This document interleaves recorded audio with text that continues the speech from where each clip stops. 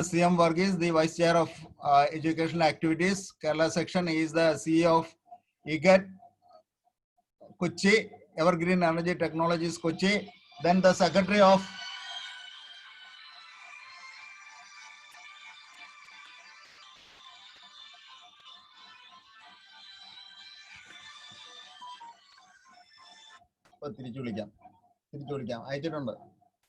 the Secretary of Educational Activities,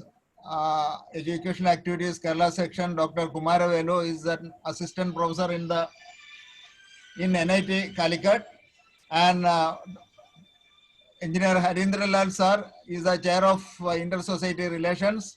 Then our guest of the day, Mr. Mansuruddin, is the director of Jai Hind Institute of Advanced Studies, and my supporting team members and the participants of the webinar. Thank you all for joining this webinar on career options after plus two. And we all know that plus two, the students are joining science group, that is either physics, chemistry with maths and computer science or biology, or that option, physics, chemistry, maths, then biology and computer science option, any four they are taking. Then the art science, that is the humanities, economics, then this commerce. So we are having all the type of students joining this webinar from different part of the country, not from Kerala alone, from all the part of different part of the countries. No, nation, all over the world. So I welcome all of you, and you can have more deliberations from Mr. Mansuruddin. He is a well-known academician as well as an advisor for the plus two students. After plus two, a number of students are meeting him for advice for academic this courses, joining different courses, engineering, medicine, and like courses. So he will be an asset for this today's session. And okay, and I invite Mr. Mansuruddin to this webinar. Invite you, sir. Assalamu alaikum. Yeah. Then with me, our Vice Chair, Engineer CM Varghese sir is here. So I invite him also. Then the Secretary, Dr. Kumaravelu is here. I invite him also. Then Harindra Lal sir is here. So I invite him also. And faculty members and students, I invite all of you to this webinar.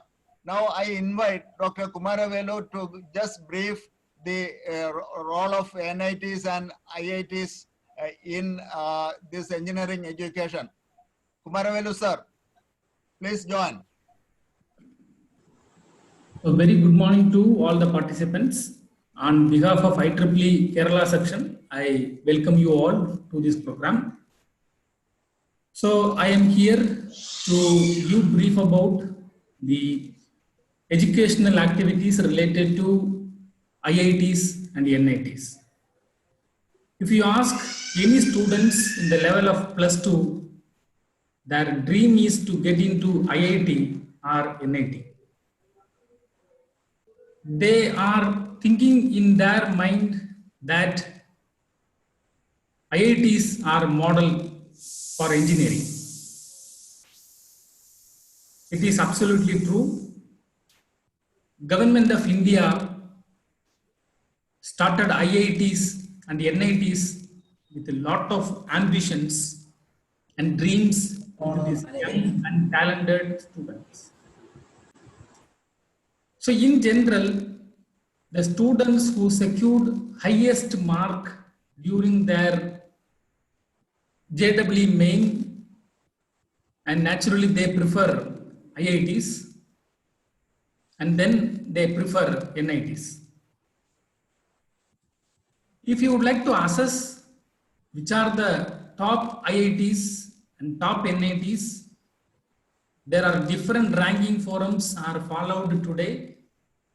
One such very good ranking forum is NIRF, followed by our MHRD. So you can put Google NIRF 2020. Recently, NIRF rank has been launched. There are different categories they are using to assess for preparation of ranking, that includes infrastructure, research and facilities, students with public opinion. There are n number of factors involved in the calculation of ranking in the NIRF. So it also depends upon the various categories. So in my opinion, when your ward completes +2, you just keep your aim towards IITs, NITs, and other engineering institutions. So comparing to other institutions, NIT, IITs, they built it long back. They have enough facilities towards research and development facilities. So most of the engineering institutions can be widely varied in terms of research and development culture. If you try to take a comparison between the IITs, NITs, and other affiliated institution, educational wise, in the sense subject wise, we all follow more or less same curriculum. For example, if you take a typical electrical engineering student who studies first year, second year, etc., the subject matters will be more or less same. So like circuit theory, electrical machines, like that, subject matters will be same. But the environment towards research and facilities completely distinguish the top NITs, IITs, and other institutions. And moreover, IITs and NITs are the residential institutions where the students and faculty members joining together and staying in a campus without considering the matter of clock, means unified time frame. They are in the campus promoting lot of educational and other activities inside the campus.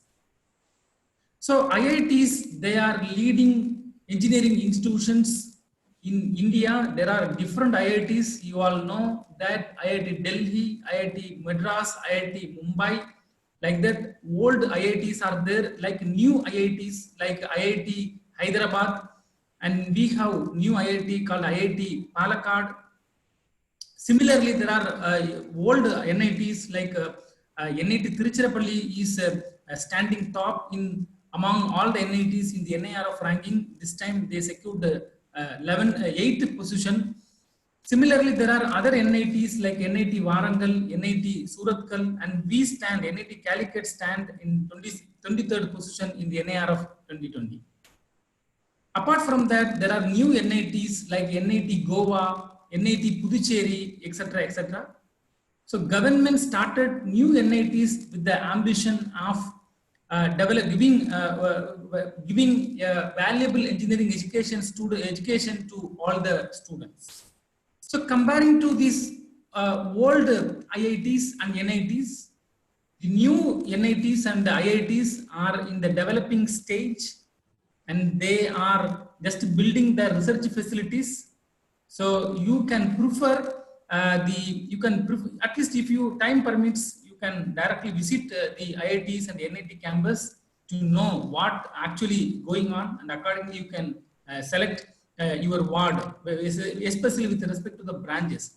So in my opinion, rather than approaching institutions in terms of engineering in general, you can better approach engineering according to the discipline. If we say IIT Mumbai, it is special for certain branches. IIT Delhi, it is very famous for certain branches. Rather than generalizing in terms of IITs and NITs, you can particularly pinpoint in terms of branches. So there is no doubt that if you would like to go for higher studies, especially MTech and PhDs, especially to the foreign countries like Stanford University, or like the UCD, University College Dublin, like that, there are well-known MIT, if you go every such top class institutions, there you can see students from IITs, NITs, and other leading engineering institutions in India. So you can decide according to the wish of your ward and their specialization, and then you can move into the NITs and IITs education. So by considering the time limitations, we can have maybe according to your wish, we can have one-to-one interaction. By the time I will address more with this, I hand over to our organizing chair, Professor Kasim sir. Thank you very much, sir, for providing the opportunity. I do not know how far I have covered up in the short span of time. Just I have given introduction. Thank you very much for all the participants to join with us. I thank you once again.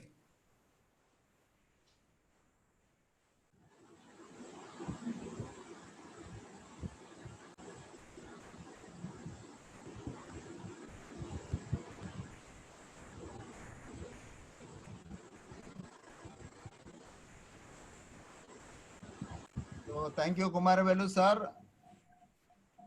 Now I invite Mr. Mansuruddin sir. Yes, yes, sir. Take over the session to hand the session. Okay. So welcome you, sir. Kumaravelu sir, illa sir. Kumaravelu sir, I think he left. We are not hearing from Kumaravelu sir. He come. Appa njan thodangana sir. Kumaravelu sir, we are not hearing anything from him right now. Yes, sir. Now there's a certain problem here. Yes, I am hearing now. Yeah. Okay, so you are continuing, right? I am continuing, sir. Please go ahead, sir. Now. So if you want, you continue and finish. After that, Mansur sir will start. Yeah. Please go ahead, sir. Go ahead. That's it, sir. That's it from my end. Yeah. Please go Okay, okay. So Mansur sir, please start. Yes. Let me start, sir. Yeah, please. Okay, okay.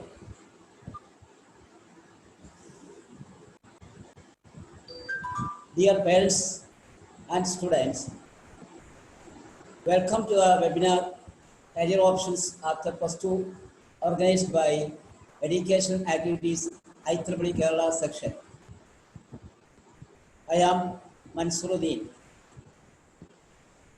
Okay. പേരൻസും സ്റ്റുഡൻസും ഉണ്ട്. Okay, സ്റ്റുഡൻസിനോട് അതിൻ്റെ interaction ഉണ്ടാകും. ഞാൻ ചോദിക്കുമ്പോഴേ ഒരു okay പറയുമ്പോൾ നിങ്ങളൊരു okay തിരിച്ച് പറയണം. Okay students, okay കേൾക്കാൻ പറ്റുന്നുണ്ടോ? ഓക്കെ, അവർക്ക് കേൾക്കാം, പക്ഷെ അവർക്ക് റെസ്പോണ്ട് ചെയ്യാൻ ബുദ്ധിമുട്ടായിട്ട് വരും. അവർ മൈക്കൊക്കെ ഓഫ് ആയിരിക്കാം. Okay sir. സുഖമല്ലേ എല്ലാവർക്കും? എല്ലാവരും ഹാപ്പി അല്ലേ? എൻ്റെ ഈ വെബിനാർ 2 സെഷനായിട്ടാണ് തിരിച്ചിരിക്കുന്നത്. ഒന്ന്, കുറേ കാര്യങ്ങൾ ഞാൻ അങ്ങോട്ട് ആദ്യം പറയും. ആഫ്റ്റർ ദാറ്റ് ഒരു ഇന്ററാക്റ്റീവ് സെക്ഷനാണ്. അതിന് നിങ്ങൾ സംശയങ്ങൾ ചോദിക്കാം. ഓക്കെ, നമ്മൾ സബ്ജക്റ്റിലോട്ട് കടക്കാം. 10th സ്റ്റാൻഡേർഡ് വരെയുള്ള നിങ്ങളുടെ വിദ്യാഭ്യാസത്തിൽ നിങ്ങൾ പല ബോർഡിലാണ് വിദ്യാഭ്യാസം ചെയ്തിട്ടുണ്ടെങ്കിൽ തന്നെയും നിങ്ങൾ പഠിച്ച സബ്ജക്റ്റുകളെല്ലാം സെയിം ആയിരുന്നു. 10th സബ്ജക്റ്റ് വരെ 10th സ്റ്റാൻഡേർഡ് വരെയുള്ളതിൽ പല ബോർഡിൽ പഠിച്ചിട്ടുള്ളവരും മിക്കവാറും പഠിച്ച സബ്ജക്റ്റുകളൊക്കെ ഒന്നാണ്. പക്ഷെ അതിനുശേഷം +2 വന്നപ്പോൾ ഏറ്റവും ഇൻട്രസ്റ്റ് ഉള്ള സബ്ജക്റ്റുകൾ നിങ്ങൾ സെലക്ട് ചെയ്യുകയും ഇൻട്രസ്റ്റ് കുറഞ്ഞ സബ്ജക്റ്റുകൾ നിങ്ങൾ തള്ളുകയും ചെയ്തു. സയൻസിനോട് താല്പര്യമുള്ളവർ സയൻസ് സ്ട്രീം എടുക്കുകയും സയൻസിനോട് താല്പര്യമില്ലാത്തവർ ഹ്യൂമാനിറ്റീസ് എടുക്കുകയും ചെയ്തു. ഇത് രണ്ടിനോട് വലിയ താല്പര്യമില്ലാത്തവരും അല്ലെങ്കിൽ വേറെ ലക്ഷ്യം വെച്ചുകൊണ്ട് എടുത്തവർ കൊമേഴ്സ് സ്ട്രീം എടുത്തിട്ടുണ്ട്.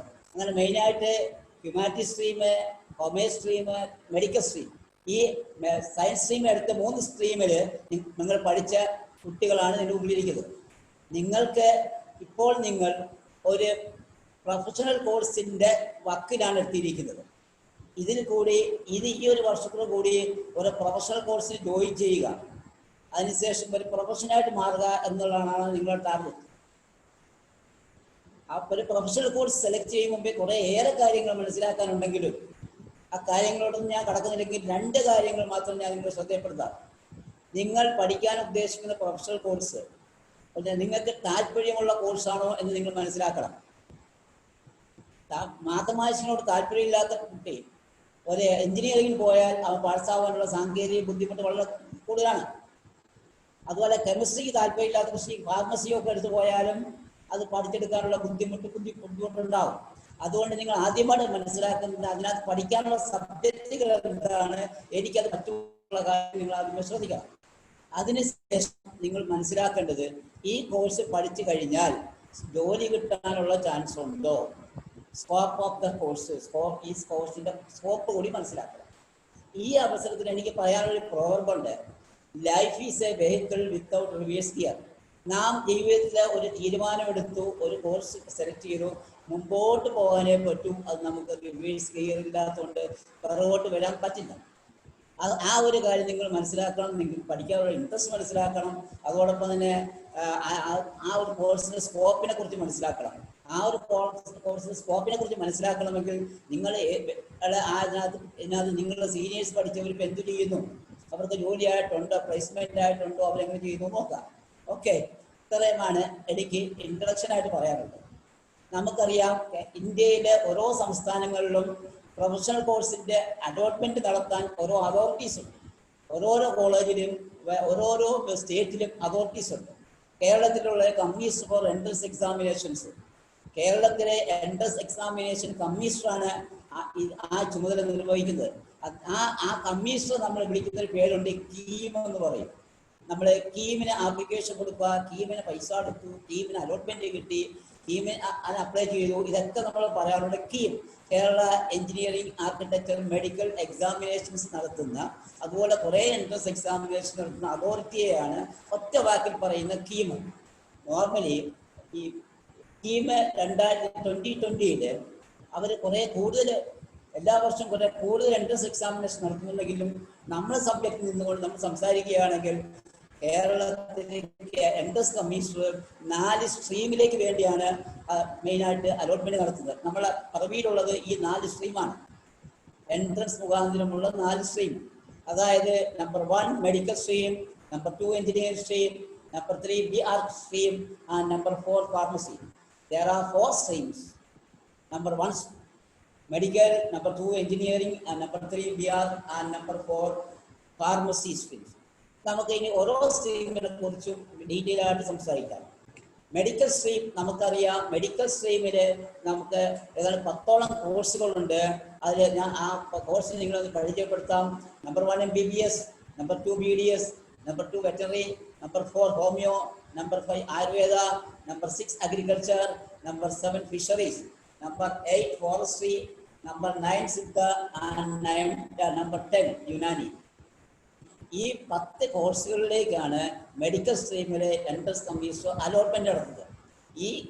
ഈ 10 സ്ട്രീമിൽ അഡ്മിഷൻ ലഭിക്കുന്നതിന് വേണ്ടി നമ്മൾ ഒരു അഖിലേന്ത്യാ എക്സാമിനേഷൻ ക്വാളിഫൈ ചെയ്യേണ്ടതായിട്ടുണ്ട്.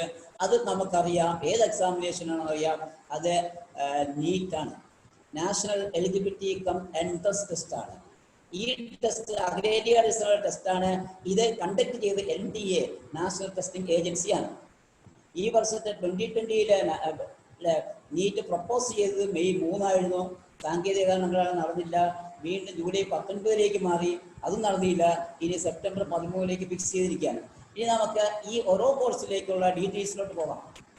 MBBS ആൻഡ് BDS എന്നും മെഡിക്കൽ സ്ട്രീമിലെ എന്നും ഒരു ഗ്ലാമർ താരമാണ് MBBS-ഉം BDS-ഉം. MBBS BDS സീറ്റില് അഖിലേന്ത്യാ അടിസ്ഥാനത്തിലുള്ള സീറ്റുകളുണ്ട്, കേരള സ്റ്റേറ്റിലുള്ള സീറ്റുകളുണ്ട്. അപ്പോൾ ഞാൻ അഖിലേന്ത്യാ അടിസ്ഥാനത്തിലുള്ള സീറ്റുകൾ പരിചയപ്പെടുത്താം.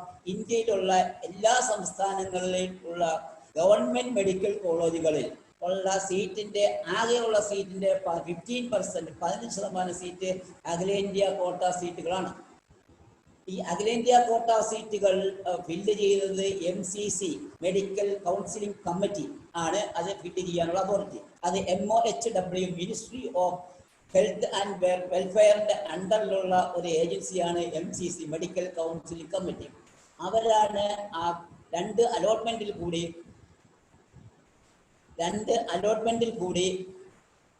പിന്നെ MBBS സീറ്റുകളിലേക്ക് MBBS BDS സീറ്റിലേക്ക് അലോട്ട്മെന്റ് നടത്തുന്നത്. അപ്പോൾ 15% സീറ്റുകൾ അവർ ഫില്ല് ചെയ്യുന്നു. അതിനൊരു ഡീറ്റെയിൽസ് കഴിഞ്ഞ വർഷം പറഞ്ഞാൽ അതിനകത്ത് 2022 സ്റ്റുഡൻസ് കേരളത്തിൽ നിന്നും ആൾ ഇന്ത്യ കോട്ടയിൽ MBBS BDSന് അവർ അഡ്മിഷൻ കരസ്ഥമാക്കി. കേരളത്തിൽ നിന്ന് മാത്രം 2022 വിദ്യാർത്ഥികൾ അഖിലേന്ത്യാ കോട്ട സീറ്റിൽ അഡ്മിഷൻ MBBS BDS എടുത്തു.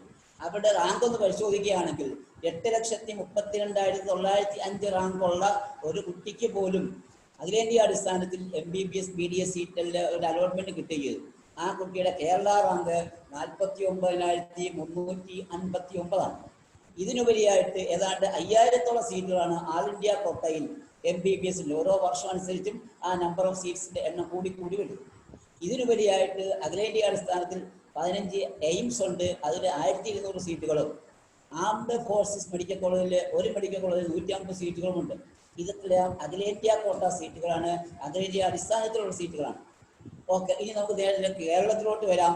ഞാൻ നേരത്തെ സൂചിപ്പിച്ചു കേരള എൻട്രൻസ് കമ്മീഷനാണ് അലോട്ട്മെന്റ് അതോറിറ്റി എന്ന്. അപ്പോൾ NTA നാഷണൽ ടെസ്റ്റിംഗ് ഏജൻസി അഖിലേന്ത്യാ അടിസ്ഥാനത്തിൽ നീറ്റ് എക്സാമിനേഷൻ നടത്തിയതിനു ശേഷം അതിൻ്റെ റിസൾട്ട് പബ്ലിഷ് ചെയ്തതിനു ശേഷം ഓരോ സ്റ്റേറ്റിലേക്കും ഉള്ള പാർട്ടിസിപ്പൻസിൻ്റെയും ക്വാളിഫൈ ചെയ്തവരുടെ ലിസ്റ്റ് കൺസേൺഡ് എൻട്രൻസ് കമ്മീഷണർക്ക് ഹാൻഡ് ഓവർ ചെയ്തു. അതിൻ്റെ ബേസിസിൽ ഹാൻഡ് ഓവർ ചെയ്തതിന് ശേഷം ടീം ഒരു നോട്ടിഫിക്കേഷൻ ഇറക്കാറുണ്ട്. നിങ്ങൾ എന്ത് ചെയ്യണം, നീറ്റ് സ്കോർ അപ്ലോഡ് ചെയ്യണമെന്ന് നോട്ടിഫിക്കേഷൻ എടുക്കാറുണ്ട്. നമ്മൾ അപ്ലോഡ് ചെയ്യാൻ പോകുമ്പോൾ മിക്കവാറും അവിടെ ഉണ്ടാകും, നമ്മളൊന്ന് വെരിഫൈ ചെയ്താൽ മാത്രം മതിയാവും. അങ്ങനെ കൊടുക്കുന്നവരുടെ റാങ്ക് ലിസ്റ്റ് മാത്രമേ എൻട്രൻസ് കമ്മീഷണറുടെ റാങ്ക് ലിസ്റ്റ് വരുള്ളൂ. പക്ഷേ നമ്മളത് മൈൻഡ് ചെയ്തില്ല എങ്കിൽ, നമ്മൾ കൊടുത്തില്ല എങ്കിൽ നമ്മളെ കീമിൻ്റെ റാങ്ക് ലിസ്റ്റിനകത്ത് നമ്മൾ ഉൾപ്പെടുത്തില്ല. അതുകൊണ്ട് കീമിന് കേരളത്തിൽ ഒരു അലോട്ട്മെന്റ് കിട്ടാനുള്ള ചാൻസ് ഇല്ല. അതുകൊണ്ട് ആദ്യമേ ശ്രദ്ധിക്കേണ്ടത് ആൾ ഇന്ത്യ നീറ്റ് റിസൾട്ട് വന്നാൽ within 10 days or 2 weeks Kerala entrance commission notification വരും. നമ്മൾ മാർക്ക് കൊടുക്കാൻ വേണ്ടി കൊടുക്കുമ്പോൾ നമ്മൾ കൊടുത്തിരിക്കണം. ഓക്കെ, ഇനി നമുക്ക് കീമിലെ അലോട്ട്മെന്റ് എന്താണെന്ന് നോക്കാം. കേരളത്തിലെ ഗവൺമെന്റ് മെഡിക്കൽ കോളേജിൽ ഏതാണ്ട് 1555 സീറ്റുകളാണുള്ളത്.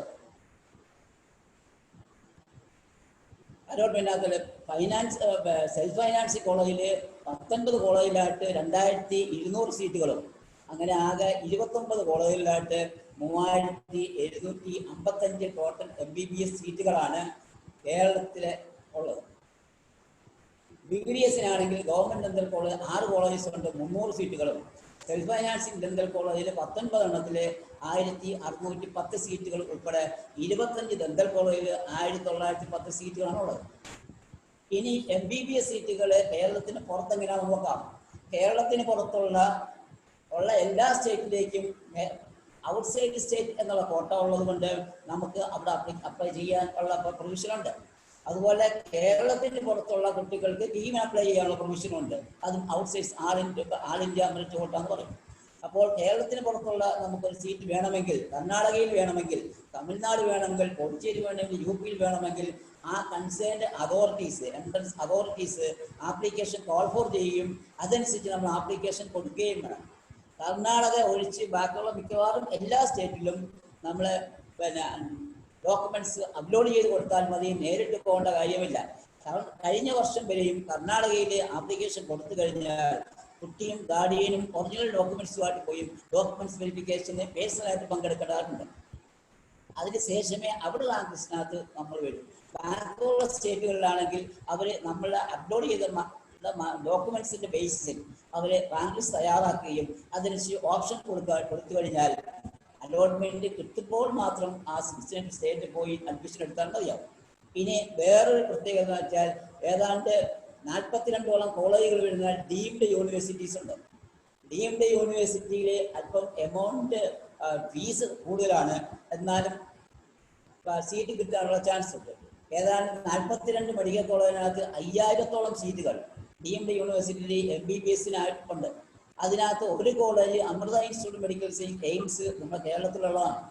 ഇതിന്റെ അലോട്ട്മെന്റ് നടത്തുന്നത് MCC മെഡിക്കൽ കൗൺസിൽ കമ്മിറ്റി തന്നെയാണ്.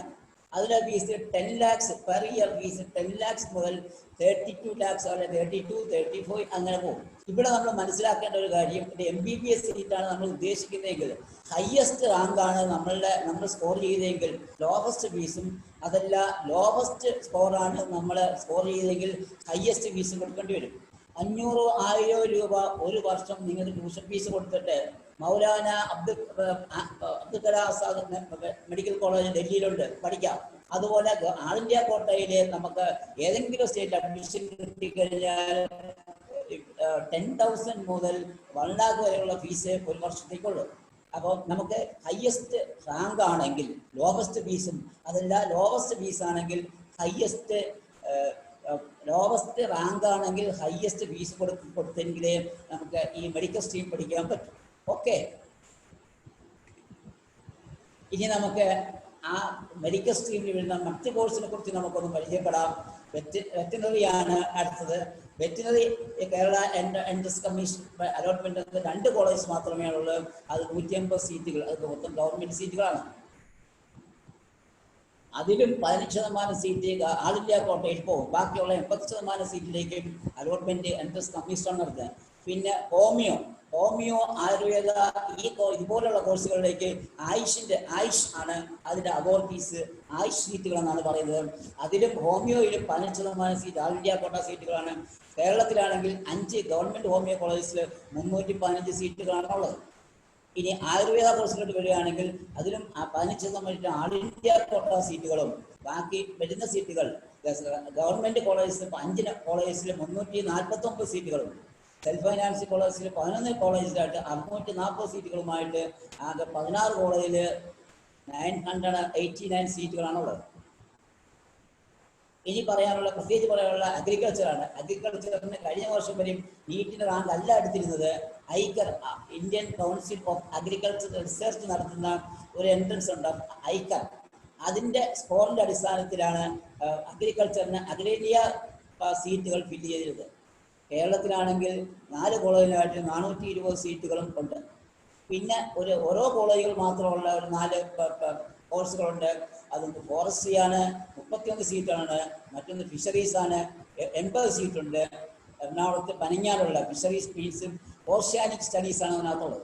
പിന്നെ സിദ്ധയും യുനാനി എന്ന് പറഞ്ഞ ഓരോ കോളേജുകളും 50 സീറ്റുകളും 60 സീറ്റുകളുമായിട്ട് ഏതാണ്ട് മൊത്തം നോക്കിയാൽ 7790 സീറ്റുകൾ, ഏതാണ്ട് നിയർലി 8000 സീറ്റുകൾ മാത്രമാണ് മെഡിക്കൽ സ്ട്രീമിൽ കേരളത്തിലുള്ളത്.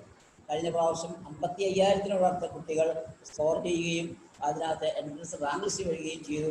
അതിനകത്ത് ഏതാണ്ട് 8000 കുട്ടികൾക്ക് മാത്രമാണ് കേരളത്തിൽ നിന്നുള്ള ഈ സീറ്റിനകത്ത് അഡ്മിഷൻ കൊടുക്കാൻ പറ്റുള്ളൂ. ഓക്കെ, ഇനി ഫീസ് സ്ട്രക്ചറിലോട്ട് പോവാം.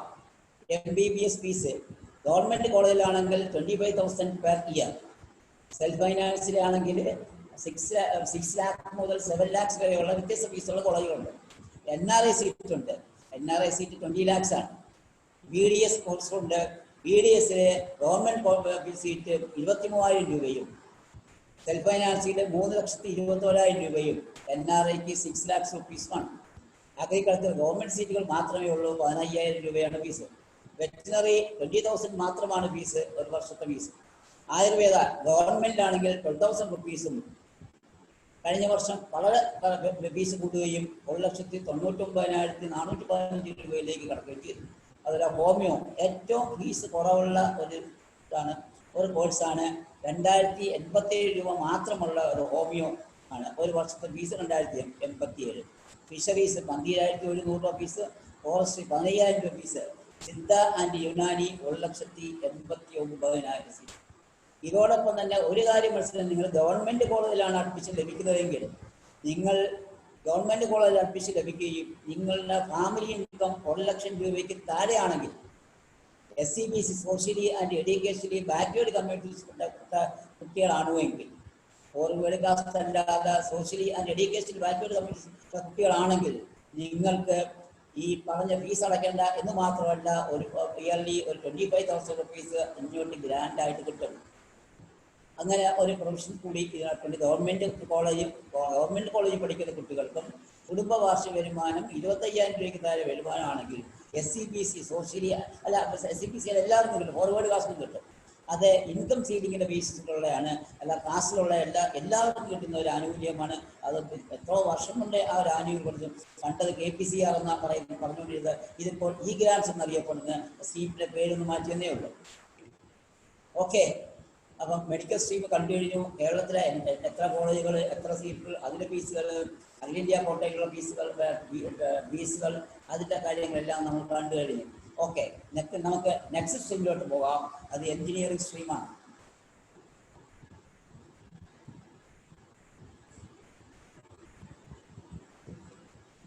എഞ്ചിനീയറിംഗ് സ്ട്രീമിൽ പറയുമ്പോൾ ആ എഞ്ചിനീയറിംഗ് സ്ട്രീം എന്ന് കേൾക്കുമ്പോൾ കുട്ടികളുടെ മനസ്സിൽ ആദ്യമേ ഓടിയെത്തുന്ന IIT പഠിക്കുക എന്നുള്ളതാണ്. IITs നിങ്ങൾക്കറിയാം, Indian institute of technologies. Indian institute of technology. ആ IIT-യിൽ പഠിക്കണമെങ്കിൽ എല്ലാവർക്കും താല്പര്യം IIT പഠിക്കാനാണ്. IIT എന്താണെന്ന് നിങ്ങൾക്ക് അറിയാം. എൻ്റെ ഒരു ഭാഷയിൽ പറഞ്ഞാൽ വിശ്വവിഖ്യാതമായ ഇന്ത്യയിലെ എഞ്ചിനീയറിംഗ് കോളേജ് എന്ന് വേണമെങ്കിൽ പറയാം. അതിൻ്റെ IIT-യുടെ റേറ്റിംഗ് വരുന്നത് വേൾഡിൻ്റെ റേറ്റിംഗ് ആണ് വരുന്നത്.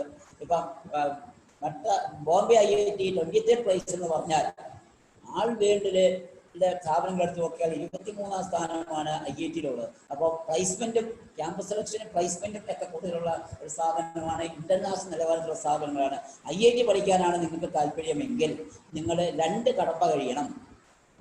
ഫസ്റ്റ് എന്ന് പറഞ്ഞത് നമ്പർ 1 JEE പേപ്പർ 1 പാസ്സാകണം. അപ്രോക്സിമേറ്റ് 13 ലക്ഷം കുട്ടികൾ പങ്കെടുക്കുന്ന JEE പേപ്പർ 1-ൽ 2,75,000 കുട്ടികളാണ് ക്വാളിഫൈ ചെയ്യുന്നത്. ഈ എക്സാമിനേഷൻ ഒരു വർഷം 2 പ്രാവശ്യം നടത്താറുണ്ട്. ഫസ്റ്റ് എക്സാമിനേഷൻ കഴിഞ്ഞ പ്രാവശ്യം നടന്നത് ജനുവരിയിലാണ്. സെക്കൻഡ് എക്സാമിനേഷൻ ഏപ്രിൽ പ്രപ്പോസ് ചെയ്തിരുന്നു, അത് സെപ്റ്റംബറിലേക്ക് മാറ്റിയിട്ടുണ്ട്. ഇത് 2 എക്സാമിനേഷനും ഒരു കുട്ടി അറ്റൻഡ് ചെയ്യുകയാണെങ്കിൽ അതിനകത്ത് ബെസ്റ്റ് ഓഫ് 2 മാർക്ക് ഏതാണോ അതാണ് എടുക്കുന്നത്. അപ്പം അതെടുത്തതിന് ശേഷം ക്വാളിഫൈ ചെയ്ത് കഴിഞ്ഞാൽ വീണ്ടും അടുത്ത ഒരു കടമ്പ കൂടിയുണ്ട്. JEE അഡ്വാൻസ്ഡാണ്. ഈ പേര് പറയുന്ന പോലെ തന്നെ ഫിസിക്സ്, കെമിസ്ട്രി, മാത്തമാറ്റിക്സ് അഡ്വാൻസ് ആയിട്ടുള്ള എക്സാമിനേഷനാണ്. അതുകൂടി ക്വാളിഫൈ ചെയ്താൽ ഏതാണ്ട് 13,000 സീറ്റോളം വരുന്ന IIT-യിൽ നമുക്ക് ഒരു സീറ്റ് കിട്ടാൻ ഉള്ള എലിജിബിലിറ്റി ഉണ്ട്. ഓക്കെ, അപ്പോൾ IIT കഴിഞ്ഞു. ഇനി നമുക്ക് NIT-യിലോട്ട് വരാം. NIT എന്താണെന്ന് നമുക്ക് ചോദിച്ചാൽ എല്ലാവരും പറയും നാഷണൽ ഇൻസ്റ്റിറ്റ്യൂട്ട് ഓഫ് ടെക്നോളജിയാണ്. എൻ്റെ ഭാഷയിൽ പറഞ്ഞാൽ ഇന്ത്യയിലെ പ്രശസ്തമായ എഞ്ചിനീയറിംഗ് കോളേജ്, സിമ്പിൾ മലയാളത്തിൽ പറയാം. അതിൻ്റെ റേറ്റിംഗ് വരുന്നത് ഇന്ത്യൻ ബേസിസിലാണ്, വേൾഡല്ല. NITs-നകത്ത് ഒരേ ഒരു കടമ്പ മാത്രമേ ഉള്ളൂ, JEE പേപ്പർ 1 ക്വാളിഫൈ ചെയ്യുക. അതായത് JEE പേപ്പർ 1 ക്വാളിഫൈ ചെയ്താൽ അവർക്ക് 2 ഓപ്ഷൻ ഉണ്ട്. ഒന്നുകിൽ JEE പേപ്പർ 1-ന്റെ മാർക്ക് ബേസിസിൽ റാങ്ക് തയ്യാറാക്കുകയും ആ റാങ്കിൻ്റെ അടിസ്ഥാനത്തിൽ NIT-യിൽ ഒരു എഞ്ചിനീയറിംഗ് കോഴ്സ് എടുത്ത് പഠിക്കാൻ പറ്റും. അതല്ല അവർക്ക് IIT-യിലോട്ട് പോകണമെങ്കിൽ ഈ ക്വാളിഫൈ ചെയ്തതിനകത്ത് JEE അഡ്വാൻസ് കൂടി ക്വാളിഫൈ ചെയ്യണം. ഇനി മൂന്നാമത് കേരളത്തിലാണെങ്കിൽ എഞ്ചിനീയറിംഗിനെ കുറിച്ച് പറഞ്ഞാൽ 3 ടൈപ്പ് കോളേജസ് ആണ് കേരളത്തിലുള്ളത്. ഒന്ന് government college, government and government aided colleges ഉണ്ട്, government control self financing college ഉണ്ട്, പ്രൈവറ്റ് സെൽഫ് ഫൈനാൻസിങ് കോളേജസ് ഉണ്ട്. ഗവൺമെന്റ് കോളേജസിന് GNM എന്ന കോഡിലും ഗവൺമെന്റ് കൺട്രോൾ സെൽഫ് ഫൈനാൻസ് കോളേജിലെ N എന്ന കോഡിലും പ്രൈവറ്റ് സെൽഫ് ഫൈനാൻസിങ് കോളേജിലെ P എന്ന കോഡിലുമാണ് അറിയപ്പെടുന്നത്. അപ്പോൾ നമുക്ക് ഗവൺമെന്റ് കോളേജിലേക്കൊന്ന് പോകാം. എഞ്ചിനീയറിംഗിന് കീം അഡ്മിഷൻ ടെസ്റ്റ് ക്വാളിഫൈ ചെയ്യണമെന്ന് നേരത്തെ പറഞ്ഞു. കീം എഴുതുന്ന എഞ്ചിനീയറിംഗിനുള്ള examination KEAM Kerala entrance commission conduct ചെയ്യുന്ന paper 1 and paper 2, physics and chemistry paper 1, mathematics paper 2. അത് കഴിഞ്ഞ 16-ാം തീയതി കഴിഞ്ഞു. രാവിലെ ഒരു എക്സാമും ഉച്ച കഴിഞ്ഞ് 2ാമത്തെ എക്സാമും കഴിഞ്ഞു.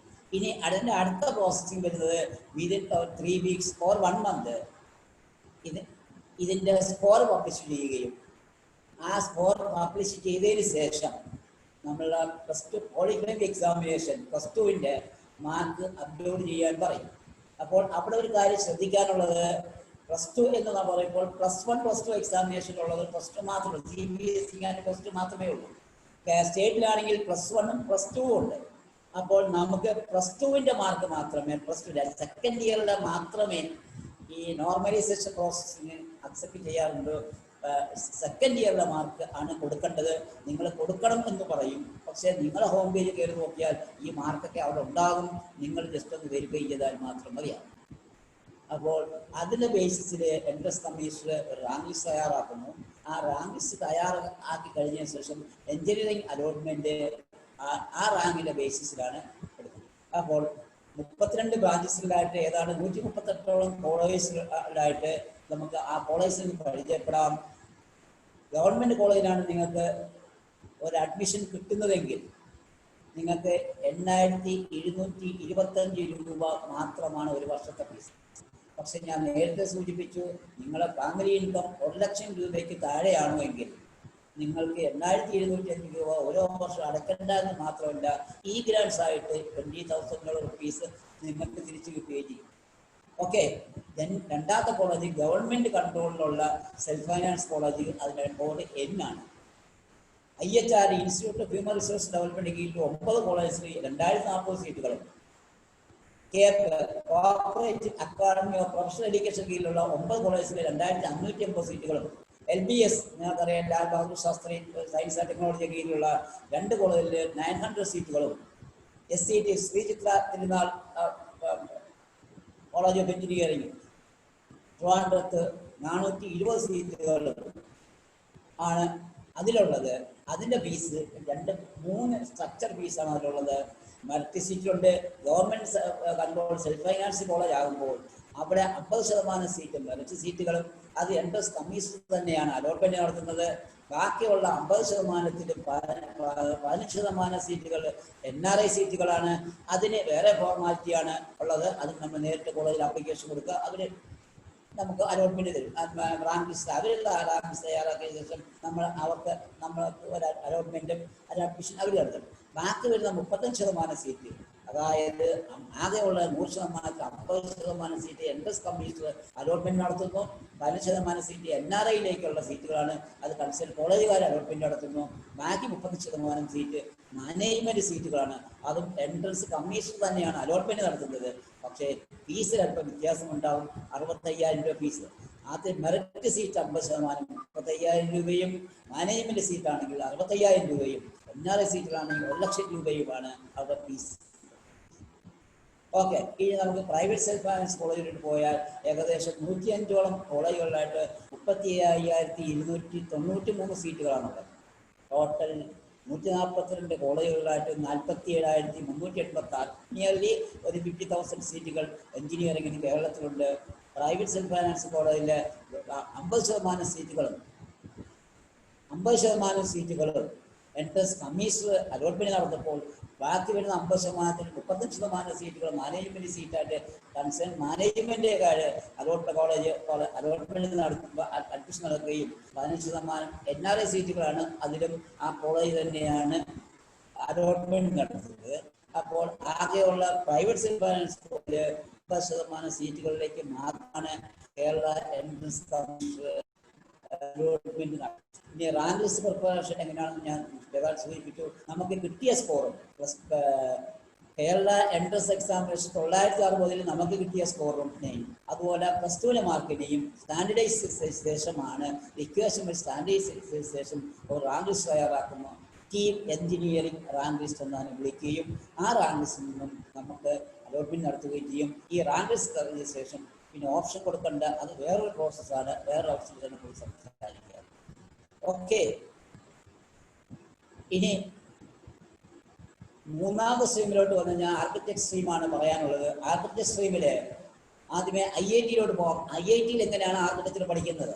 IIT-യിൽ ഞാൻ പറഞ്ഞു എഞ്ചിനീയറിംഗ് പഠിക്കാൻ JEE പേപ്പർ 1-ഉം JEE അഡ്വാൻസിന് ക്വാളിഫൈ ചെയ്യണമെന്ന് നേരത്തെ സൂചിപ്പിച്ചു. ആർക്കിടെക്ചർ പഠിക്കണമെങ്കിൽ അത് മാത്രമല്ല ഒരു ആപ്റ്റിറ്റ്യൂഡ് ടെസ്റ്റ് കൂടി ഉണ്ട്.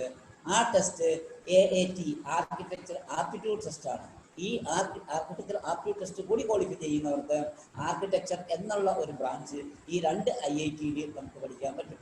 അപ്പോൾ 3 ഘടകങ്ങളാണ് IIT-യിൽ ആർക്കിടെക്ചർ പഠിക്കാനുള്ളത്. നമ്പർ 1 JEE പേപ്പർ 1 ക്വാളിഫൈ ചെയ്യുക. നമ്പർ 2 JEE അഡ്വാൻസ് ക്വാളിഫൈ ചെയ്യുക.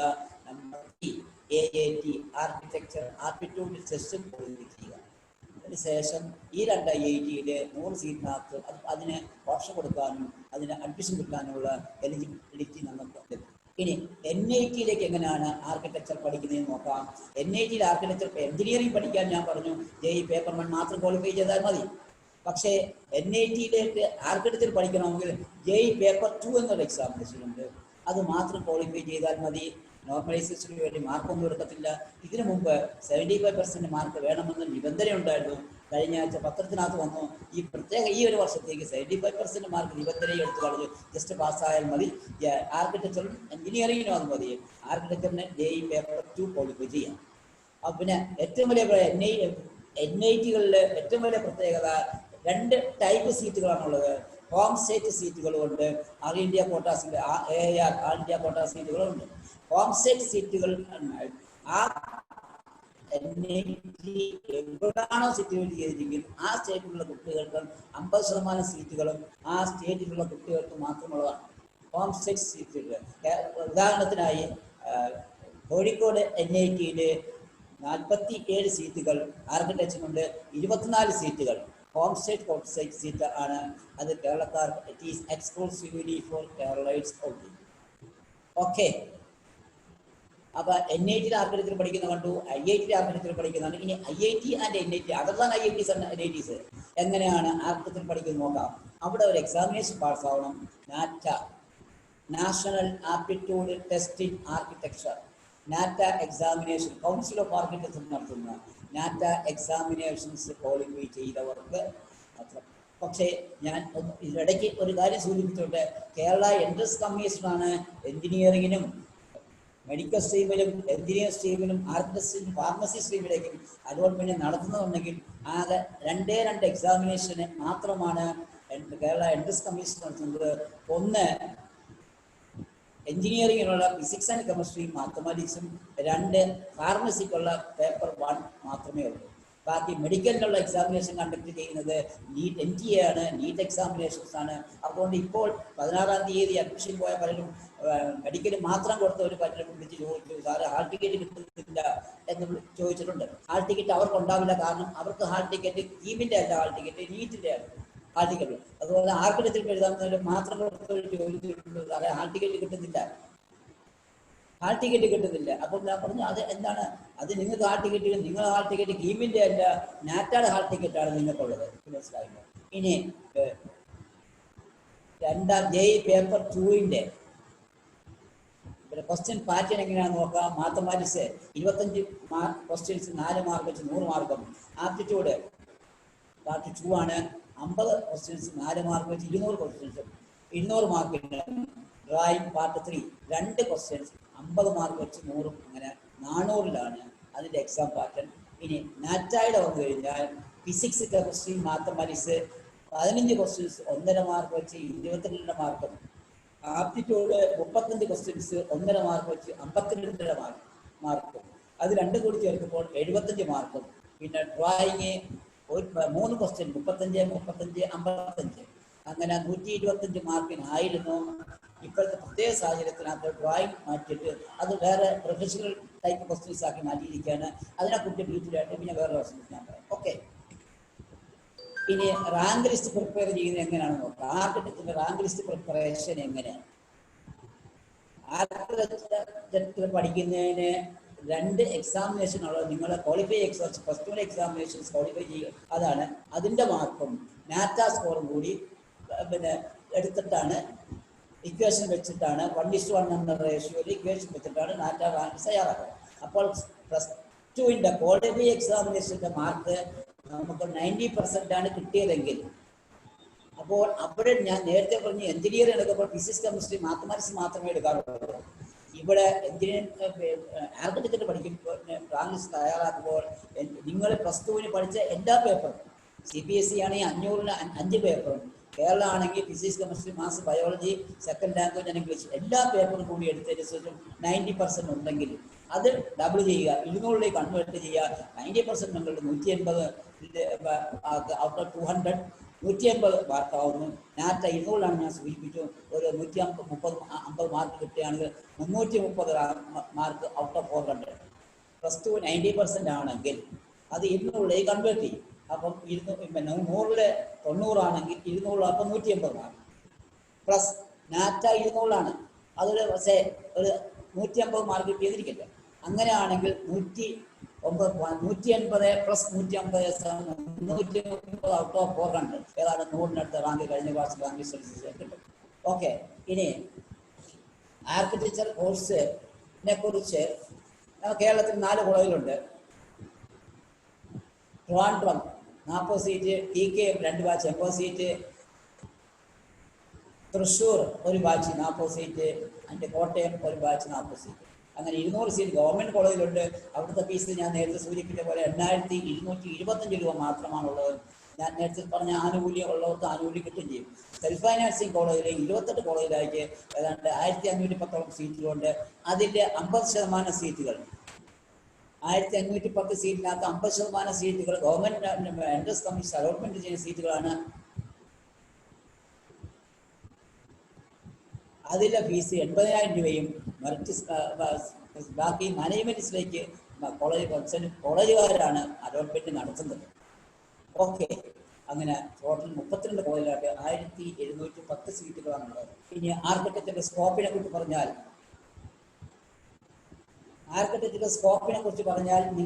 പറയണമെങ്കിൽ നിങ്ങൾ മനസ്സിലാക്കാം, നിങ്ങളുടെ നാട്ടിൽ എത്ര ഡോക്ടേഴ്സ് ഉണ്ടാവും, എത്ര എഞ്ചിനീയേഴ്സ് ഉണ്ടാവും, എത്ര CA-കാരാവും, എത്ര അഡ്വക്കേറ്റ്സ് ഉണ്ടാവും, എത്ര ആർക്കിടെക്ചർ ഉണ്ടാകും നോക്കിയാൽ മാത്രം അതിൻ്റെ സ്കോപ്പിനെ കുറിച്ച് മനസ്സിലാക്കാം. ആർക്കിടെക്ചേഴ്സിന്റെ എണ്ണം വളരെ കുറവായിരിക്കും. കാരണം ആർക്കിടെക്ചറിന്റെ ആവശ്യമില്ലാത്തത് കൊണ്ടല്ല, ആർക്കിടെക്ചർ കോഴ്സിനെ കുറിച്ച് അവയർനെസ് ഇല്ലാത്തത് കൊണ്ടും അതുപോലെ ആർക്കിടെക്ചറിന്റെ നമ്പർ ഓഫ് സീറ്റ്സ് കുറവായത് കൊണ്ടുമാണ്. ആർക്കിടെക്ചറിന്റെ സ്കോപ്പിനെ കുറിച്ച് പറഞ്ഞാൽ ആർക്കിടെക്റ്റായിട്ട് വർക്ക് ചെയ്യാം. നമ്പർ 1 അർബൻ ഡിസൈനായിട്ട് വർക്ക് ചെയ്യാം. നമ്പർ ലാൻഡ്സ്കേപ്പ് ആർക്കിടെക്ചർ വർക്ക് ചെയ്യാം. ഇന്റീരിയർ ആർക്കിടെക്ചർ വർക്ക് ചെയ്യാം. Urban planner, project manager, traffic and transportation planner, housing consultant, architecture lecturer, architecture journalist, architectural historian, architectural photographer, architectural documentation, building inspector, building contractor, building construction manager, corporate architect, cartographer, എൻവയൺമെന്റൽ planner, exhibition designer, facilities manager, furniture designer, graphic designer, housing rehabilitation specialist, interior designer, industrial designer, product designer, lighting designer, property assessor and valuer തുടങ്ങി നിരവധി ഫീൽഡുകളിലേക്ക് പോകാം. ഇതിനൊക്കെ ഉപരിയായിട്ട് film ഫീൽഡിലും ഇവർക്ക് സ്കോപ്പുണ്ട്. Art ഡയറക്ടറായിട്ട് പോകാം.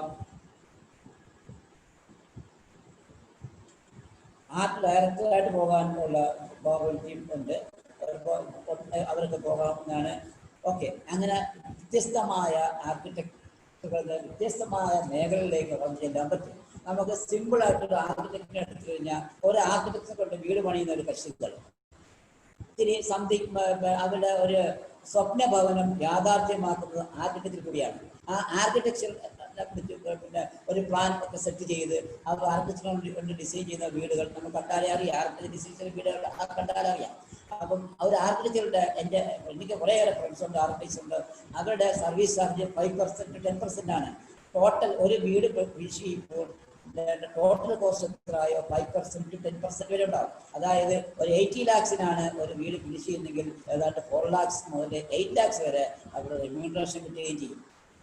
ഇനി അവർക്ക് മെയിനായിട്ട് 2 സ്കോപ്പാണുള്ളത്. നിലവിലുള്ള പഴയ ബിൽഡിങ്ങുകളിൽ ഡിമോളിഷ് ചെയ്തിട്ട് പുതിയ ബിൽഡിംഗ് വരുമ്പോൾ മൾട്ടി സ്റ്റോറി ബിൽഡിംഗ് ആണ് വരുന്നത്. പിന്നെ ഒരു കുടുംബത്തിൽ 5 മക്കളുണ്ടെങ്കിൽ 5 പേർക്കും വീടുകൾ വേണം. അപ്പോൾ അങ്ങനെ പുതിയ വീടുകൾ വരികയും ചെയ്യും. ഒരിക്കലും കൺസ്ട്രക്ഷൻ ഫീൽഡ് എവിടെയും ലോകത്ത് എവിടെയും ഒരു സാച്ചുറേഷൻ എത്താത്തിടത്തോളം കാലം ആർക്കിടെക്ചേഴ്സിന് നല്ല സ്കോപ്പാണുള്ളത്. ഓക്കെ, ഇനി അടുത്തതിനകത്ത് ഫാർമസി. ഞാൻ നേരത്തെ സൂചിപ്പിച്ചു, കീം എൻട്രൻസ് പരീക്ഷയിലെ ആദ്യത്തെ പരീക്ഷ ഫിസിക്സ് ആൻഡ് കെമിസ്ട്രിയാണ്. അതിൻ്റെ ബേസിസിൽ തയ്യാറാക്കുന്ന ഒരു റാങ്ക് ലിസ്റ്റ് പ്രകാരമാണ് ഫാർമസി അലോട്ട്മെന്റ് നടത്തുന്നത്. ഏതാണ്ട് ഗവൺമെന്റ് 5 കോളേജിനകത്ത് 220 സീറ്റുകൾ, ഏതാണ്ട് 15,750 രൂപയാണ് ഒരു വർഷത്തെ ഫീസ്. സെൽഫ് ഫൈനാൻസ് കോളേജിൽ 39 കോളേജസ് ഉണ്ട്, 2,160 സീറ്റുകളും. അങ്ങനെ ആകെ 44 കോളേജിനകത്ത് 2,460 സീറ്റുകൾ ഫാർമസിക്കുണ്ട്. ഫാർമസി ബിഫോം കഴിഞ്ഞാൽ ഫാർമസിസ്റ്റായിട്ട് വർക്ക് ചെയ്യാം. പുതിയ മെഡിക്കൽ സ്റ്റോർ തുടങ്ങാനുള്ള ലൈസൻസ് കിട്ടും. പിന്നെ അങ്ങനെ പിന്നെ എംഫാമിന് പോകാം. അങ്ങനെ പല സ്കോപ്പുകളും ഉണ്ട്. ഓക്കെ, അപ്പോൾ ആദ്യത്തെ എൻട്രൻസ് കമ്മീഷണർ 4 സ്ട്രീമും നമ്മൾ പരിചയപ്പെട്ട് കഴിഞ്ഞു. ഇനി അടുത്തത് പോകാനുള്ളത് പാരാമെഡിക്കൽ കോഴ്സിലേക്കാണ്.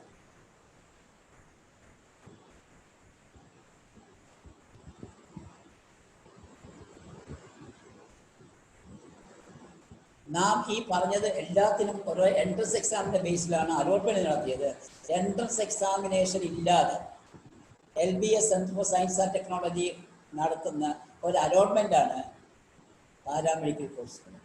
അതിൽ പ്രത്യേകിച്ച് ശ്രദ്ധിക്കാനുള്ള +1 +2 സബ്ജക്റ്റുകൾ ഉണ്ടെങ്കിൽ +2ന്റെ മാത്രം മാർക്കാണ് എടുക്കുന്നത്. +1ന്റെ മാർക്ക് എടുക്കില്ല. പൊതുവെ കുറേ കോഴ്സുകളുണ്ട്. BSc നഴ്സിംഗ് ഒരു മെയിൻ കോഴ്സാണ്. BSc നഴ്സിംഗ് ഉണ്ട്. പിന്നെ BSc MLT ഉണ്ട്, മെഡിക്കൽ ലബോറട്ടറി ടെക്നീഷ്യൻ കോഴ്സ് ഉണ്ട്. BSc പെർഫ്യൂഷൻ ടെക്നോളജി ഉണ്ട്. BSc MRT medical radiology technology ഉണ്ട്. ഒപ്റ്റോമെട്രി ഉണ്ട്. BPT ഫിസിയോതെറാപ്പി ഉണ്ട്. BASLP bachelor in audiology and speech language pathology എന്ന് പറയുന്ന ആഡിയോ വിഷൻ എന്ന് പറയുന്ന ആഡിയോളജി ആൻഡ് സ്പീച്ച് ലാംഗ്വേജ് ഉണ്ട്. പിന്നെ BCVT എന്ന് പറയുന്ന കാർഡിയോ വാസ്കുലർ ടെക്നോളജി. ഇങ്ങനെ കുറേ കോഴ്സുകൾ ഇതിലുണ്ട്. അതിനകത്ത് പ്രത്യേകമായിട്ട് എൻട്രൻസ് എക്സാമിനേഷൻ ഇല്ലാത്തതുകൊണ്ടും ഈ BSc നഴ്സിംഗ് അതുപോലെ കോഴ്സുകളിനകത്ത് കുറച്ച് കൂടുതൽ സീറ്റുകളും ബാക്കി അതാണ് കമ്പയർ ചെയ്യുമ്പോൾ ബാക്കിയുള്ള കോഴ്സുകളിലേക്ക് പിന്നെ നമ്പർ ഓഫ് സീറ്റുകൾ കുറവായത് കാരണം ഈ പാരാമെഡിക്കൽ കോഴ്സിന് ഭയങ്കര സ്കോപ്പുള്ളത് കാരണവും ഏറ്റവും കൂടുതൽ കുട്ടികൾ ഇത് പ്രിഫർ ചെയ്ത കാരണവും ഫീസ് ഒരു അഫോർഡബിൾ ഫീസായതുകൊണ്ടും കൂടുതൽ കുട്ടികൾക്ക് ആപ്ലിക്കേഷൻ കൊടുക്കുന്നത് കൊണ്ടും അതിൻ്റെ എൻട്രൻസ് എക്സാമിനേഷൻ ഇല്ലാത്തത് കൊണ്ടും +2ന് നല്ല മാർക്ക് വാങ്ങിച്ച ഏതാണ്ട് ഒരു 90 എബോവ് റിസർവേഷൻ ഇല്ലെങ്കിൽ 90 എബോവ് മാർക്കുള്ളവരും റിസർവേഷൻ ഉണ്ടെങ്കിൽ ഒരു 85 ആ റേഞ്ചിനകത്തുള്ളവർക്ക് മാത്രമാണ് ഇത് കിട്ടാനുള്ള ചാൻസ്.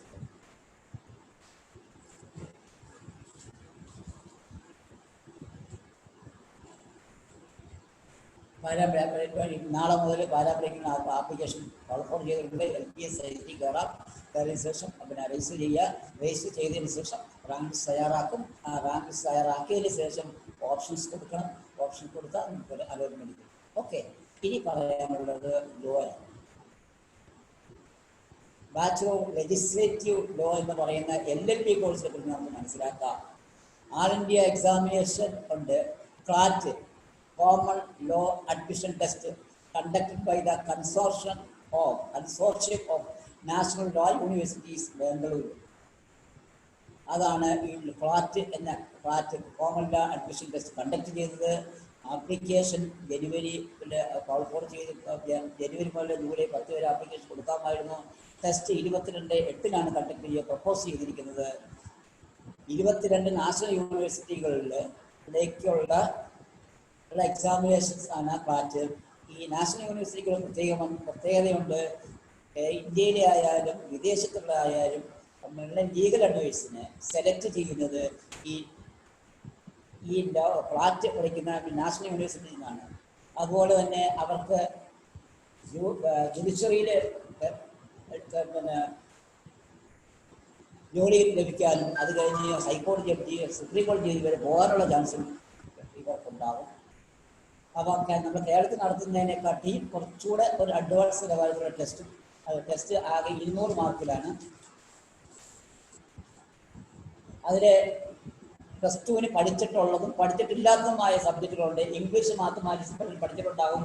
അതുപോലെ legal aptitude, GK and current affairs, logical reasoning, ഇത് 5 ചാപ്റ്ററുകൾ ആകെ 200 mark.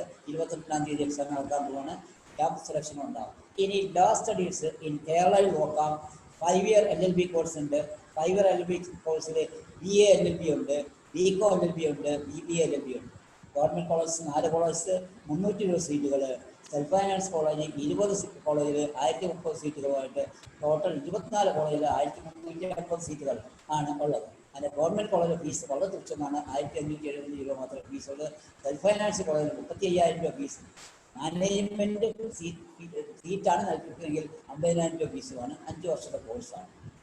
Higher studies BA LLB, BA LLB, BCom LLB, BBA LLB ആയതുകൊണ്ട് BA LLB-ക്കാർക്ക് MA-ക്ക് പോവാം, LLM-ന് പോവാം, BCom LLB-ക്കാർക്ക് MCom-ന് പോവാം, LLM-ന് പോവാം, BBA LLB-ക്കാർക്ക് MBA-ക്ക് പോവാം. പക്ഷേ BA BCom എടുത്ത് എല്ലാവർക്കും MBA-ക്ക് പോകാൻ പറ്റും. ഓക്കെ, ഇതാണ് ലോയെ കുറിച്ച് പറയാനുള്ളത്. ഇനി നമുക്ക് പറയാനുള്ളത് കോമേഴ്സിനെ കുറിച്ചാണ്. ഫോർത്ത് ഗ്രൂപ്പ് പഠിച്ചവരാണ് കോമേഴ്സുകാരെന്ന് പറയാറുണ്ട്. ഫോർത്ത് ഗ്രൂപ്പ് കോമേഴ്സ് സ്ട്രീം പഠിച്ചവർ പണ്ടൊക്കെയാണ് ഫോർത്ത് ഗ്രൂപ്പ് എന്ന് പറഞ്ഞത്. ബികോം ആൻഡ് എംകോം ആണ് അവർക്ക് വരുന്നത്. ആഫ്റ്റർ എംകോം ഒരു ബി.എഡ് കൂടി കരസ്ഥമാക്കി സെറ്റ് കൂടി ക്വാളിഫൈ ചെയ്യുകയാണെങ്കിൽ +2 ലെക്ചറായിട്ട് അവർക്ക് പോസ്റ്റിംഗ് ലഭിക്കാനുള്ള ചാൻസ് ഉണ്ട്. ഓക്കെ, ഇനി പറയാനുള്ളത് CA. CA പൊതുവേ ഒരു അഭിപ്രായമുണ്ട്, CA ബികോംകാർക്കുള്ള കോഴ്സാണ്. അല്ല, എല്ലാ ഡിഗ്രിക്കാർക്കും അത് അപ്ലൈ ചെയ്യാൻ പറ്റുന്നതാണ്. എന്നാൽ ബികോംകാരുടെ കോമേഴ്സ് സബ്ജക്റ്റിലാണ് അവർക്ക് അല്പം എളുപ്പം ഉണ്ടാവുന്നുള്ളൂ. ആഫ്റ്റർ +2 കഴിഞ്ഞതിന് ശേഷം CAക്ക് പോവാം. അത് +2 കഴിഞ്ഞ് CPT common professional test qualify ചെയ്യുക, അത് കഴിഞ്ഞ് CA ഇന്റർ എഴുതുക ആൻഡ് ഫൈനൽ എഴുതുക. CA ഇന്റർ പറഞ്ഞാൽ ഈ 3 സ്റ്റെപ്പ് +2 കഴിഞ്ഞവർക്കുണ്ടാവും. അതേസമയം ഗ്രാജുവേഷൻ കഴിഞ്ഞവർക്ക് 3 സ്റ്റെപ്പ്, ബികോംകാർക്ക് 3 സ്റ്റെപ്പില്ല, 2 സ്റ്റെപ്പ് മാത്രമേ ഉള്ളൂ, ഇന്ററും ഫൈനലും മാത്രം. ഗ്രൂപ്പ് എ ഇന്ററിനകത്ത് 2 group A and group B. Group എയിൽ accountancy, law, corporate law and business law, cost accounting, taxation, direct and indirect tax. Group ബിയിലാണെങ്കിൽ advance accounting, auditing and assurance, information technology and strategic management, financial management and accounts. ഈ 2 ഗ്രൂപ്പും ആണ് ഇന്ററിനകത്ത് വരുന്നത്. പിന്നെ Inter പാസ്സായി കഴിഞ്ഞതിന് ശേഷം 3 ഇയർ ആർട്ടിക്കിൾഷിപ്പ് കംപ്ലീറ്റ് ചെയ്തതിന് ശേഷം അവർക്ക് ഫൈനലിൽ എഴുതാൻ പറ്റും. അതിന് ഫൈനൽ എഴുതുന്നതിന് 2 ഗ്രൂപ്പ്സ് ആണ്. ഗ്രൂപ്പ് എയിൽ 4 പേപ്പറും ഗ്രൂപ്പ് ബിയിൽ 4 പേപ്പറും. അങ്ങനെ CA കഴിഞ്ഞ് ചാർട്ടേഡ് അക്കൗണ്ടാണ്. ചാർട്ടേഡ് അക്കൗണ്ട് പാസ്സായി ആരും തന്നെ ജോലിയില്ലാതെ നിൽക്കുന്നില്ല. അതാണ് എൻ്റെ പ്രത്യേകത. ഓക്കെ, നല്ല സ്കോപ്പുള്ളതാണ്. പഠിച്ചെടുത്താൽ ഇത്തിരി ബുദ്ധിമുട്ടാണ്, മനസ്സിൽ വെച്ചാൽ പഠിച്ചെടുക്കാൻ. ഇനി അടുത്തത് course cost and management accountant ആണ്, CMA, cost and management account. പിന്നെ institute of company secretaries India, ICS, അത് കമ്പനിയിൽ സെക്രട്ടറി ആയിട്ട് പോകുന്നതിന് ഉള്ള ഒരു കോഴ്സാണ്. ഓക്കെ, പിന്നെ ഇതിനൊക്കെ ഉപരിയായിട്ട് ഒരു ഗ്ലോബൽ CA എന്നറിയപ്പെടുന്ന ACCA, association of chartered certified accounts, അതിലും പങ്കെടുത്ത ഗ്ലോബൽ CA കരസ്ഥമാക്കാനും. ഓക്കെ, ഇനി ഒരു കോഴ്സിനെ പറ്റി ഞാൻ നിങ്ങൾക്ക് പരിചയപ്പെടുത്തുകയാണ്. പക്ഷേ ഈ കോഴ്സുകൾ മിക്കവാറും ആർക്കും വലിയ അവയർനെസ് ഇല്ല എന്നുള്ളതാണ് കാര്യം. പക്ഷേ ഈ കോഴ്സിനെ കുറിച്ച് പറഞ്ഞു വരുമ്പോൾ തന്നെ നിങ്ങൾക്കൊരു അതിർത്തി തോന്നാറുണ്ട്. പക്ഷേ ഏറ്റവും നല്ല സ്കോപ്പുള്ള ഒരു കോഴ്സാണ് BSc in hospitality and hotel administration, BSc H എന്ന് പറയുന്നു. അബൌട്ട് ദ കോഴ്സ് പറഞ്ഞാൽ the bachelor of science program in hospitality and the hotel administration is jointly by the National Council of Hotel Management and IGNOU. The 3-year 6-semester full-time regular course students with all the required skills, knowledge and attitude to visions in supervisory responsibilities in the hospitality sector at home.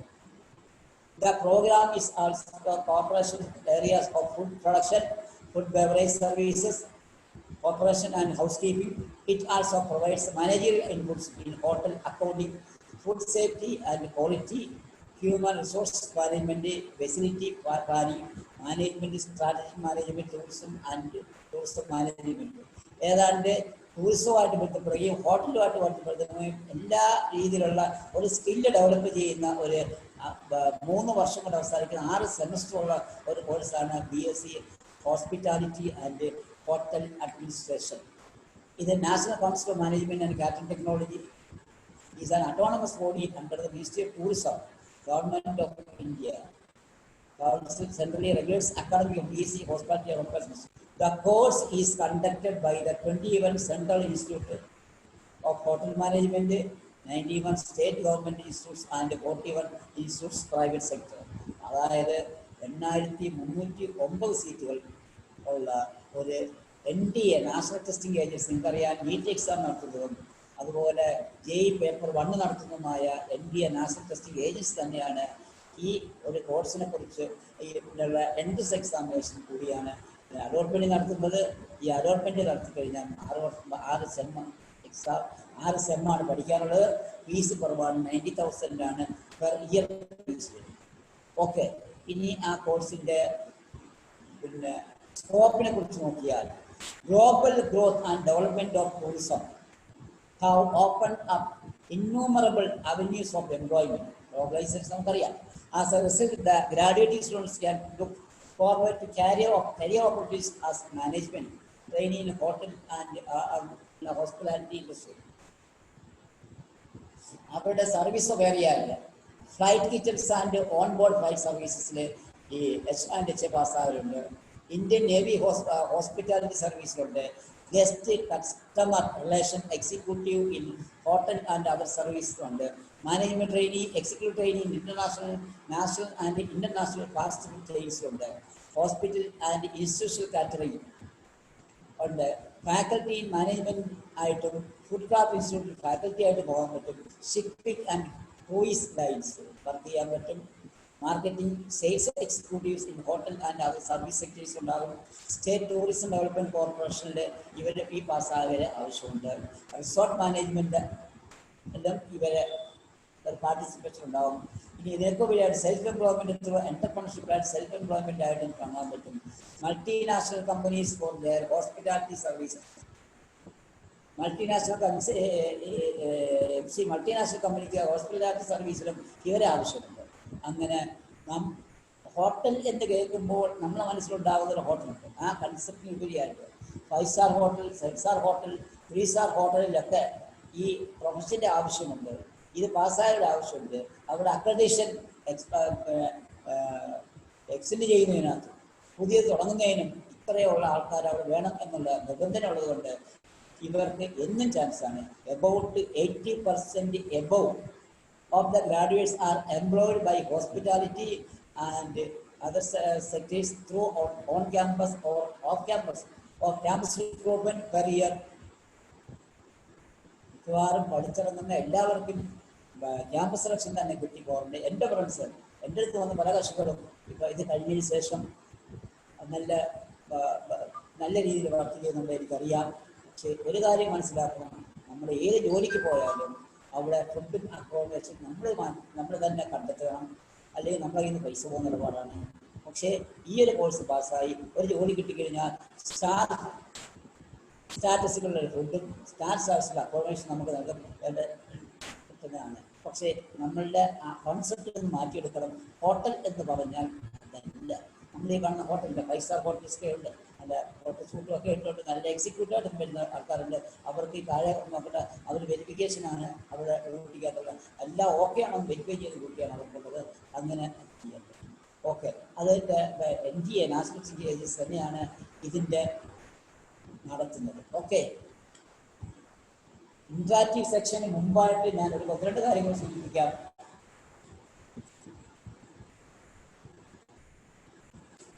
റിസർവേഷനെ കുറിച്ച് ഞാൻ പറയാം. ഞാൻ നേരത്തെ ടീമിനായാലും ആൾ ഇന്ത്യയിലായാലും ഒക്കെ പറഞ്ഞതിനകത്ത് കുറേ reservations policies നമുക്കറിയാം. ആകെയുള്ള ടീമിലാണെങ്കിൽ state merit 60% വരുന്നത്. പിന്നെ വരുന്നത് സോഷ്യലി ആൻഡ് എഡ്യൂക്കേഷൻ ബാക്ക്വേർഡ് കമ്മ്യൂണിറ്റീസുകളാണ്. സോഷ്യലി ആൻഡ് എഡ്യൂക്കേഷൻ ബാക്ക്വേർഡ് കമ്മ്യൂണിറ്റീസിൽ 30% സീറ്റുകൾ അവർക്ക് വേണ്ടി റിസർവ്ഡാണ്. ആ ഒരു കാറ്റഗറി വരുന്ന ഈഴവാണ്. 9% സീറ്റുണ്ട്. മുസ്ലിംസിന് 8% സീറ്റുണ്ട്. OBH അതർ ബാക്ക്വേർഡ് ഹിന്ദു 3% സീറ്റുണ്ട്. Latin LC Latin Catholic and Anglo Indian 3% സീറ്റുണ്ട്. ധീവര ആൻഡ് റിലേറ്റഡ് കമ്മ്യൂണിറ്റീസ് 2% ഉണ്ട്. വിശ്വകർമ്മ ആൻഡ് റിലേറ്റഡ് കമ്മ്യൂണിറ്റീസ് 2% ഉണ്ട്. കുശവൻ ആൻഡ് റിലേറ്റഡ് കമ്മ്യൂണിറ്റീസ് 1% ഉണ്ട്. OBX ബാക്ക്വേർഡ് ക്രിസ്ത്യൻ 1% ഉണ്ട്. ബാക്ക്വേർഡ് കുടുംബി 1% ഉണ്ട്. Scheduled caste 8% and scheduled tribe 2%. പിന്നെ ഇപ്പോൾ ഈ കഴിഞ്ഞ വർഷം വന്ന EWS എക്കണോമിക്കലി വീക്കർ സെക്ഷൻ്റെ അവർക്ക് അഡീഷണൽ ഇൻക്രിമെൻ്റ് ആയിട്ട് 10% സീറ്റുകൾ അവർക്കുണ്ട്. EWS കഴിഞ്ഞ വർഷം മുതൽ കേരളത്തിൽ വന്നിട്ടുണ്ട്. പക്ഷേ നിങ്ങൾ ഒരു കാര്യം ശ്രദ്ധിക്കണം, ഇപ്പോൾ നോക്കിയാലും നിങ്ങൾക്ക് എൻട്രൻസ് കഴിഞ്ഞവരുണ്ട്, അതുപോലെ നീറ്റിന് ആപ്ലിക്കേഷൻ മെഡിക്കൽ സ്ട്രീം മാത്രമുള്ളവരുണ്ടാവും, അതുപോലെ ആർക്കിടെക്റ്റിലുണ്ടാവും. ഇപ്പോൾ ടീമിൻ്റെ നിങ്ങളെ ഹോം പേജിൽ നോക്കിക്കഴിഞ്ഞാൽ നിങ്ങൾ കൊടുത്തതിനകത്ത് എന്തെങ്കിലും ഡിഫക്റ്റ് ഉണ്ടോ എന്ന് അറിയാൻ പറ്റും. ആ ഡിഫക്റ്റ് ഉണ്ടെങ്കിൽ ഡിഫക്റ്റ് തിരുത്താനുള്ള സമയം ഇനിയും ഉണ്ട്, നിങ്ങൾ നോക്കുക. ഇതിനകത്ത് അതുപോലെ നോൺ ക്രിമിനലുള്ള കർഷകർക്ക് മാത്രമാണ് ആൻഡ് റിസർവേഷൻ കിട്ടുകയുള്ളൂ. ഈഴവ മുസ്ലിംസ് ഒക്കെ നോൺ ക്രിമിനൽ ഇതിനകത്ത് വരുന്നതാണ്. അവർ ആ സർട്ടിഫിക്കറ്റ്സ് കൊടുത്തതിനകത്ത് എന്തെങ്കിലും എറർ ഉണ്ടെങ്കിൽ അത് തിരുത്താനുള്ള അവസരം ഇപ്പോഴാണ്. ഇത് കഴിഞ്ഞതിന് ശേഷം പിന്നെ റാങ്ക് ലിസ്റ്റ് പബ്ലിഷ് ചെയ്തതിന് ശേഷം നമുക്ക് പിന്നെ ഒന്നും ചെയ്യാൻ പറ്റില്ല. അതുകൊണ്ട് നിങ്ങൾ നിങ്ങൾ ഒരു കാര്യം മനസ്സിലാക്കണം, നിങ്ങളുടെ ഹോം പേജിൽ കയറുക, എന്തെങ്കിലും ഡിഫക്റ്റ് ഉണ്ടോ എന്ന് നോക്കുക. നിങ്ങൾക്ക് റിസർവേഷൻ ഉള്ളവരാണെങ്കിൽ റിസർവേഷൻ കിട്ടണമെങ്കിൽ നിങ്ങൾക്ക് എന്ത് വേണം, നിങ്ങൾക്ക് അത് ക്ലിയർ ചെയ്തെങ്കിലേ പറ്റും. പിന്നെ നിങ്ങൾക്ക് അത് ക്ലിയർ ചെയ്യാനുള്ള അവസരം. ഓക്കെ, ഇന്ററാക്റ്റീവ് സെക്ഷനിലോട്ട് പോകാം. ഓക്കെ, ശരി.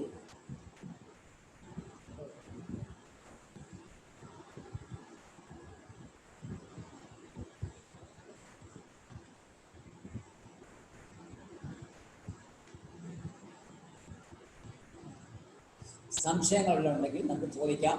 അറിയാവുന്ന സംശയങ്ങൾക്ക് പറഞ്ഞുതരാം.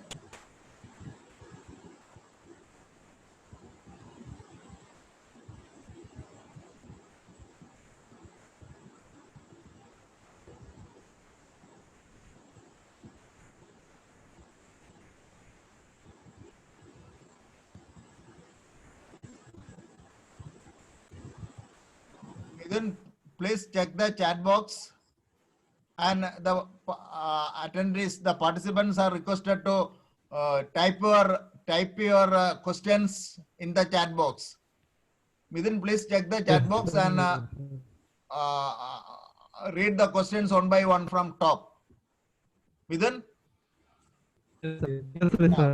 please check the chat box and read the questions one by one, and our Mansuruddin sir will be answering the questions. Yes. And the participants, you can ask questions. So Okay. they have asked about what about physiology? There is a question, yeah. What about psychology? Psychology. Psychology, Yeah. BA psychology, MA psychology, MA psychology. BA psychology. ആ, So what about psychology? That is what one Pallavi Madhu is asking. Psychology ആ കോഴ്സിനെ കുറിച്ചാണ് sir ഉദ്ദേശിക്കുന്നത്. Yes, yes. Pallavi, are you asking about the details of the psychology course?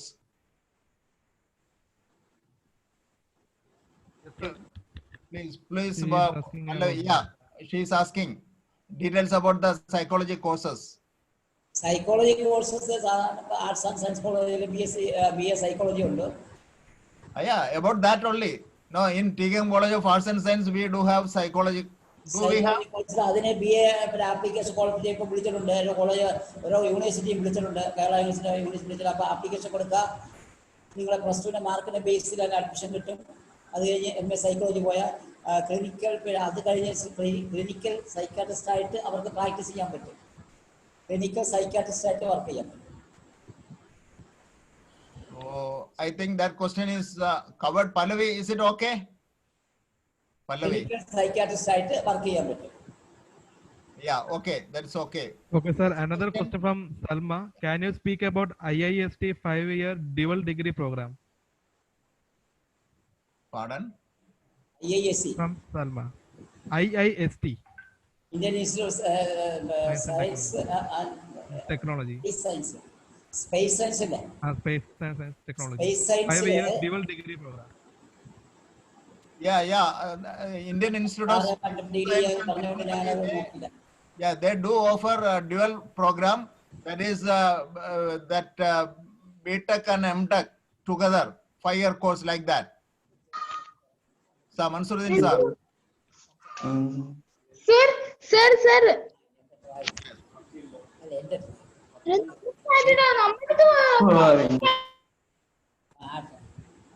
Mansuruddin sir. Yes, sir.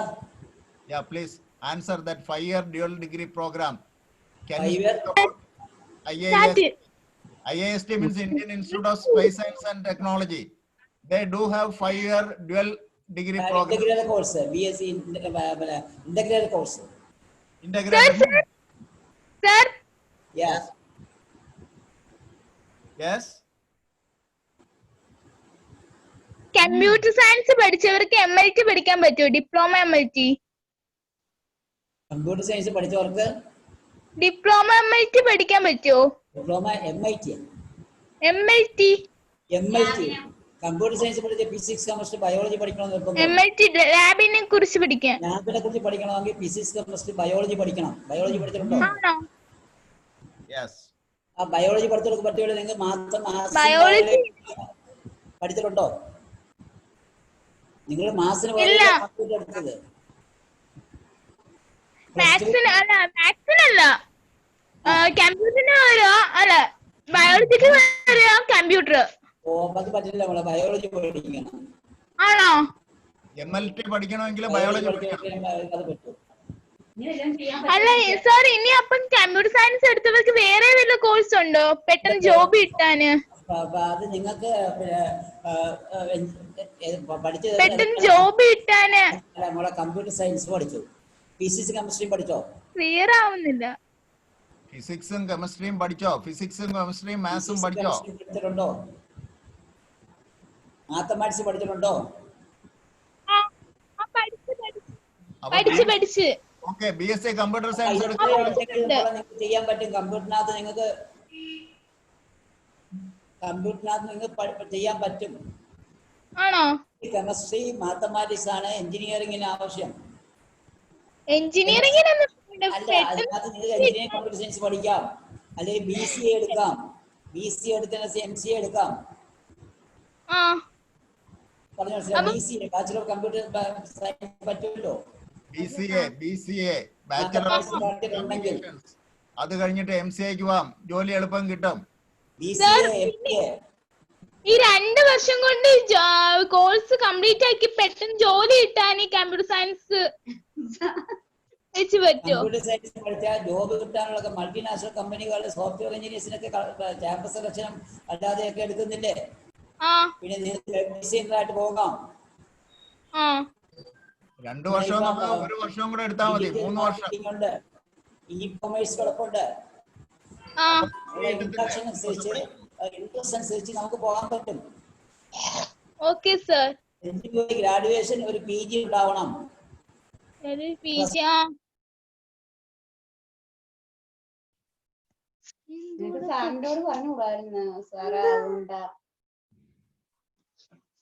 Okay, then another question is there. What course would be favorable for government job aspirants like IRS or UPSC? Hello? Hello? Hello?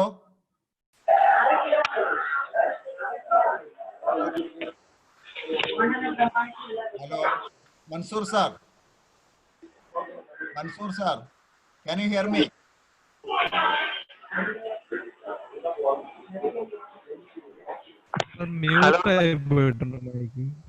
എന്താണ് മറ്റേ screen ശരിക്കും വരുന്നില്ലല്ലോ? Sir, he got disconnected. Okay, sir.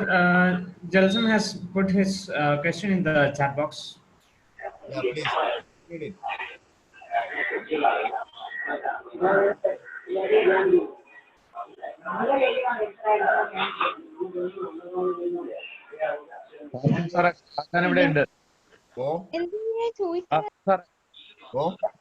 Kasim sir, ഞാൻ ഷാജഹാനാണ്, automobile MD. പറയൂ Shajahan sir, welcome to the. Welcome sir. ഞാൻ മോൾ ഇങ്ങനെ കയറിക്കൊണ്ടിരിക്കുകയായിരുന്നു, അപ്പോഴാണ് ഇങ്ങനെ. Okay, you are welcome. പറയൂ. എന്തെങ്കിലും സംശയം ഉണ്ടെങ്കിൽ ചോദിച്ചോളൂ. ഞാൻ മോളുടെ കൊടുക്കാം സാറേ. അല്ല, അവർക്ക് ആർക്കെ കുറിച്ചൊരു കൺസേൺ ഉണ്ട്. അവർക്ക് ആർക്കെ പോയാൽ കൊള്ളാവുന്നുണ്ട്. ഓട്ടം പോട്ടെ, അത് ഒപ്പീനിയൻ എന്താണ് സാറേ? ഏതിനകത്താണ്? ആർക്കിടെക്ചർ ഉണ്ടല്ലോ, architecture. Mansoor sir, can you hear me? മോള് നാറ്റ എഴുതിയിരുന്നോ? നാറ്റ എഴുതാൻ പോകുന്നേ ഉള്ളൂ. ഓക്കെ, നാറ്റ നല്ല സ്കോർ വാങ്ങിച്ചാൽ മതി. ആർക്കിടെക്ചർ ഏറ്റവും നല്ല കോഴ്സാണ്. ഇച്ചിരി ഒരു ടാലന്റും കൂടെ ഉണ്ടെന്നുണ്ടെങ്കിൽ, അതായത് ഈ ഡ്രോയിങ്ങിന് ഇച്ചിരി ഇഷ്ടമുള്ള കുട്ടിയാണെന്നുണ്ടെങ്കിൽ ഇറ്റ്സ് വെരി ഗുഡ്. ഇനി ഡ്രോയിങ്ങിന് അത്ര ഇഷ്ടമില്ലെങ്കിൽ ഇപ്പൊ സോഫ്റ്റ്വെയർ കമ്പ്യൂട്ടർ CAD യൂസ് ചെയ്തിട്ടല്ല ചെയ്യുന്നത്. അപ്പൊ നമുക്ക് ഡെവലപ്പ് ചെയ്തെടുക്കാൻ പറ്റും. ആർക്കിടെക്ചർ ഇപ്പൊ ഏറ്റവും കൂടുതൽ കുട്ടികൾ പ്രിഫർ ചെയ്യുന്ന ഒരു കോഴ്സാണ് ആർക്കിടെക്ചർ. സിവിൽ ആണോ ആർക്കെ ആണോ ബെറ്റർ ഒരു ചിന്താഗതി ഉണ്ട്. അല്ല, അത് പിന്നെ നമ്മുടെ ടേസ്റ്റ് അനുസരിച്ചാണ്. നമുക്ക് ഈ ആർക്കിടെക്ചർ ഡെവലപ്പ് ചെയ്ത് പോകണം എന്നുണ്ടെങ്കിൽ ഇപ്പൊ ഏറ്റവും കൂടുതൽ വർക്ക് ചെയ്യുന്നത് ആർക്കിടെക്ചേഴ്സ് ആണ്. ഈ ഡിസൈൻ ചെയ്യുന്നത്, പ്ലാനൊക്കെ ശരിയാക്കി എടുക്കുന്നത്. സിവിലിന്റേതായിട്ടുള്ള ആ ഒരു സ്കോപ്പും കാര്യമൊക്കെ ഉണ്ട്. പക്ഷെ ആർക്കിടെക്ചർ വേറെ ഒരു സ്പെസിഫൈഡ് സ്ട്രീം അല്ലേ? ആർക്കിടെക്ചർ നല്ല ഇപ്പൊ നല്ല സ്കോപ്പുള്ള ഒരു ബ്രാഞ്ചാണ്. അതുപോലെ കേരളത്തിൽ സീറ്റ് കുറവല്ലേ? കേരളത്തിൽ സീറ്റ് കുറവാണ്. സീറ്റ് കുറവാണ്. നമ്മള് ഓൾ ഓവർ ഇന്ത്യ എടുത്താലും സീറ്റ് കുറവാണ്. പിന്നെ ഇവർക്ക് ആർക്കിടെക്ചർ പാസ്സായി കഴിഞ്ഞാൽ MArcനൊക്കെ IIT-യിൽ MArcൊക്കെ ഉണ്ട്. അത് MArcൊക്കെ എടുത്തു കഴിഞ്ഞാൽ നമുക്ക് കോളേജിൽ ഫാക്കൽറ്റി ആയിട്ട് കിട്ടും. അല്ലെങ്കിൽ തന്നെ നമുക്ക് നല്ല രീതിയിൽ വർക്ക് ചെയ്യാൻ പറ്റും. ആർക്കിടെക്ചർ നല്ലൊരു ചോയ്സ് ആണ്. അവളുടെ ഇങ്ങനെ ഒരു താല്പര്യം ഇങ്ങനെ പ്രകടിപ്പിച്ചുകൊണ്ടിരിക്കുന്നുണ്ട്. Okay, very good. സാറേ ഒരു ഡൗട്ട് ഉണ്ട്. നമ്മുടെ ഈ ആർക്കിടെക്ചറിൽ ഇപ്പം നമ്മുടെ എഞ്ചിനീയറിംഗ് സെൽഫ് ഫിനാൻസിങ് എഞ്ചിനീയറിംഗ് കോളേജിൽ ഉണ്ടെന്ന് പറയുന്നുണ്ടായിരുന്നു. അപ്പൊ അതിന്റെ അഡ്മിഷൻ പ്രോസസ് ഒക്കെ എങ്ങനെയാണ്? നമ്മുടെ ഈ കീമിന്റെ എൻട്രൻസ് ലിസ്റ്റിൽ നിന്നാണ് അവര് അഡ്മിഷൻ നടത്തുന്നത്. എന്നിട്ട് കുറെ സീറ്റ് മാനേജ്മെന്റിനുണ്ട്. നമ്മുടെ സെൽഫ് ഫൈനാൻസിങ് ആർക്കിടെക്ചറൽ കോളേജ് ആണെങ്കിൽ 50% സീറ്റ് മാനേജ്മെന്റിനുള്ളതാണ്. അപ്പൊ ആ സീറ്റ് നമുക്ക് വേണം എന്നുണ്ടെങ്കിൽ നമ്മൾ മാനേജ്മെന്റിനെ നേരത്തെ അപ്രോച്ച് ചെയ്യണം. അല്ല, നമ്മുടെ മെറിറ്റ് ലിസ്റ്റ് വരുമ്പോ എങ്ങനെയാണ് അതിന്റെ മാർക്കിന്റെ വേറെ അഡ്മിഷൻ എൻട്രൻസ് നമ്മുടെ ഈ ആപ്റ്റിറ്റ്യൂഡ് ടെസ്റ്റ് പോലെ വല്ലതും ഉണ്ടോ അതിന്? നാറ്റ സ്കോർ ചെയ്യണം. നാറ്റയ്ക്ക് എഴുതണം. എഴുതി ക്വാളിഫൈ ചെയ്തെങ്കിലേ നമുക്ക് ആർക്കിടെക്ചർ കോഴ്സിന് ചേരാൻ പറ്റത്തുള്ളൂ. അത് മാനേജ്മെന്റ് സീറ്റ് ആണെങ്കിലും അങ്ങനെയാണ്. ഇതിപ്പോ നമ്മുടെ സെൽഫ് ഫിനാൻസിങ് ആകുമ്പോ അത് നമ്മുടെ നോർമൽ എഞ്ചിനീയറിംഗ് കോളേജസിന്റെ സ്റ്റാറ്റസിൽ തന്നെയാണ് വരുന്നത്, അല്ലാതെ NIT ഒരു ഇതിലല്ല അല്ലേ? NIT അല്ല, പല കോളേജും ആർക്കിടെക്ചർ മാത്രമുള്ള കോളേജസ് ഉണ്ട് സെൽഫ് ഫൈനാൻസിങ്. ഇപ്പൊ ഉദാഹരണത്തിന് TKMന്റെ തന്നെ സ്കൂൾ ഓഫ് ആർക്കിടെക്ചർ എന്ന് പറഞ്ഞാൽ അവിടെ ആർക്കിടെക്ചർ മാത്രമേ ഉള്ളൂ. അതുപോലെ തൊടുപുഴയൊക്കെ ഉണ്ട്, ആർക്കിടെക്ചറിന്റെ മാത്രമുള്ള കോളേജസ് ഉണ്ട്. ട്രിവാൻഡ്രത്ത് മാത്രമുള്ള ഒരു കോളേജൊക്കെ ഉണ്ട്. അപ്പൊ അങ്ങനെയുള്ള കോളേജിൽ അവര് ശരിക്കും സ്വന്തമായിട്ട് ഡെവലപ്പ് ചെയ്ത് വലുതായിട്ട് കൊണ്ടുവരികയാണ് ആർക്കിടെക്ചർ കോളേജസ്. കേരളത്തിലെ ആർക്കിടെക്ചർ കോളേജസിന്റെ അഡ്മിഷൻ കൺട്രോൾ ചെയ്യുന്ന കീമാണ്. അപ്പൊ അവിടെ എന്താ ചെയ്യുന്നതെന്ന് വെച്ചാല് അവര് നമ്മുടെ ഈ നാറ്റ ക്വാളിഫൈ ചെയ്തിട്ട് നാറ്റയുടെ മാർക്കും അത് കഴിഞ്ഞിട്ട് എനിക്ക് എഞ്ചിനീയറിംഗിന്റെ മാർക്കും കൂടെ ആഡ് ചെയ്തിട്ട് റാങ്ക് ലിസ്റ്റ് ഉണ്ടാക്കിയിട്ട് ആ റാങ്ക് ലിസ്റ്റിലുള്ള ആളുകളെ സെൽഫ് ഫൈനാൻസിങ് മീൻസ് മാനേജ്മെന്റ് സീറ്റിലും എടുക്കാൻ പാടുള്ളൂ. അങ്ങനെ ഒരു കണ്ടീഷൻ ഉണ്ട്. അപ്പൊ അവര് അപ്പൊ മാനേജ്മെന്റ് സീറ്റ് വേണം എന്നുണ്ടെങ്കിൽ അവരെ നേരത്തെ പോയി കണ്ട അവരുടെ അടുത്ത് നമ്മൾ ആപ്ലിക്കേഷൻ കൊടുക്കുകയൊക്കെ ചെയ്യണം. ഒരു മാനേജ്മെന്റ് സീറ്റിൽ ഏകദേശം ഒരു ഫീസ് സ്ട്രക്ചർ എന്താണെന്നുള്ള വല്ല ഐഡിയ ഉണ്ടോ? അത് കറക്റ്റ് ആയിട്ട് എനിക്കറിയില്ല. എന്തായാലും ഒരു 1 lakhന്റെ റേഞ്ചിലൊക്കെ ആണ് പെർ സെമസ്റ്റർ എന്നാണ് ഞാൻ മനസ്സിലാക്കിയിരിക്കുന്നത്. BRK തന്നെയാണോ അതും? അല്ല BRK തന്നെയാണ്. Okay thank you. Okay. Hello sir. Hello ഞങ്ങൾ ആൻസർ ചെയ്തോണ്ടിരിക്കുകയാണ് ഞാൻ. ഓക്കെ കയറാൻ പറ്റുമെങ്കിൽ കയറിക്കോ, നോ പ്രോബ്ലം. ഓക്കെ. ഹലോ. പറയൂ. സാർ, നമ്മൾ കീം എഴുതിയിട്ട് ഗവൺമെന്റ് സീറ്റ് കിട്ടാനായിട്ട് റാങ്ക് ഏത് റേഞ്ചിൽ വേണം?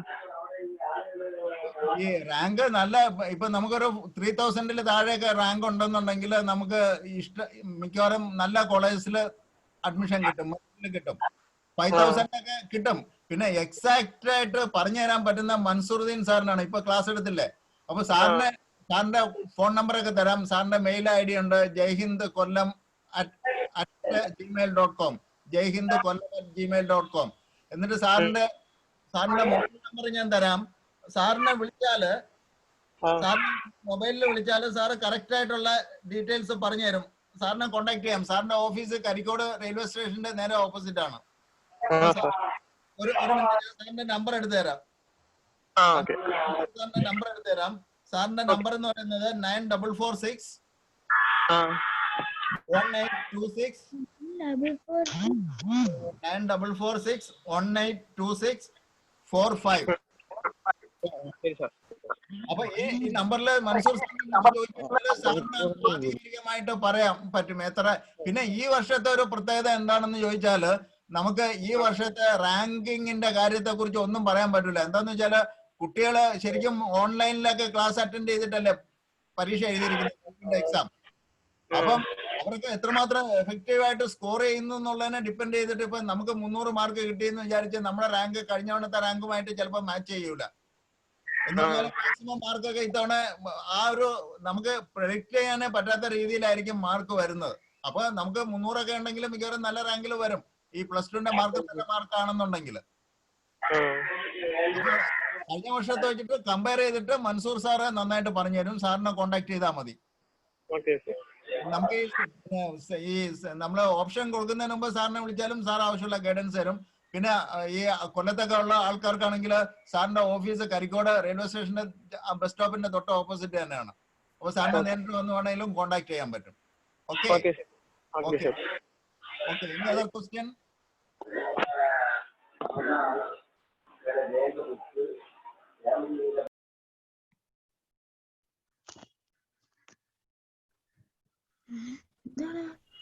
Hello. There is a question that is what about job opportunities in Kerala after MTech biotechnology in Tamil Nadu? Biotechnology, I think Karthika is a question, and about that here are number of for biotechnology postgraduates, because we do have too many courses in this biotechnology, and also this medical colleges etc. or hospitals also, they do require biotechnologists. I think Karthika, this answer satisfies you. Then there is another course. What courses would be favorable for government job aspirants like IRS or UPSC? And regarding that, administrative service exam, IAS. And Sir. Yeah. Please ask.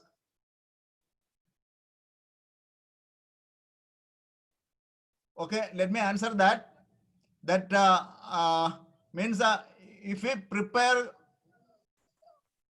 Yes, sir. Yeah, let me answer this question. What courses would be favorable for government job aspirants like IRS or UPSC?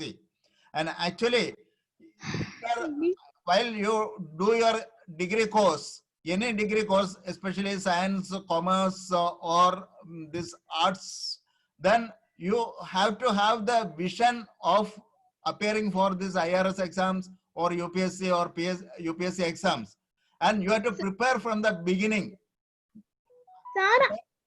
By the end of 3 years, you can complete your graduation and you can appear for this competitive exams in a good fashion. So preparation is the most important thing for IRS exam, and you can take either degree course in science, that is physics or maths, or you can take degree course in commerce or even computer or BA English, like that.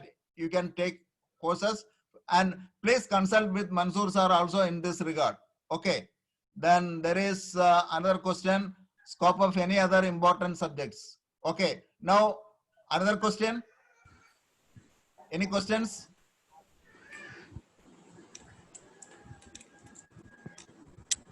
Any doubts? Hello, sir. Hello. Yeah, please. So you answered about my question, which was about government competitive exams. So now I'm studying commerce. So. Okay, which year? Second year. Okay, fine. So what would be further? If I am planning to take BCom as my degree, so that would be enough, or? Yeah, that is enough, and you can if you get time, you can go for higher studies also. Meanwhile, check with this exams, IRS exam and UPSC exams, and you get more details about these exams and prepare for these exams along with your BCom course. Okay, Then after completing your BCom course, you can very well write for these exams and get through and get a good rank for that. Okay, okay. So yeah, you can get more details from Mansoor sir also. Okay. Okay. How about the syllabus and all those things about UPSC? No, now it is very easy. All these informations are available in fingertips. Search Google. Okay. Okay. Anything we want, we will get from this Google or similar. Any other streams. Okay. Yeah. You can get detailed. Information is easily accessible. And I will tell you one story that when I was studying for my MSc Engineering at College of Engineering, Trivandrum, we were going to IIT Madras and IISc Bangalore to collect data for our thesis. So 10 days, the college is granting us leave for 10 days, and we are going. All the batchmates are going to IIT Madras and IISc Bangalore and going there, referring the library and For taking. collecting informations, right? Now it is not Okay, like that. okay. Everything is in your fingertips. Get Available. collected, gathered, and material also available. That is a very important thing.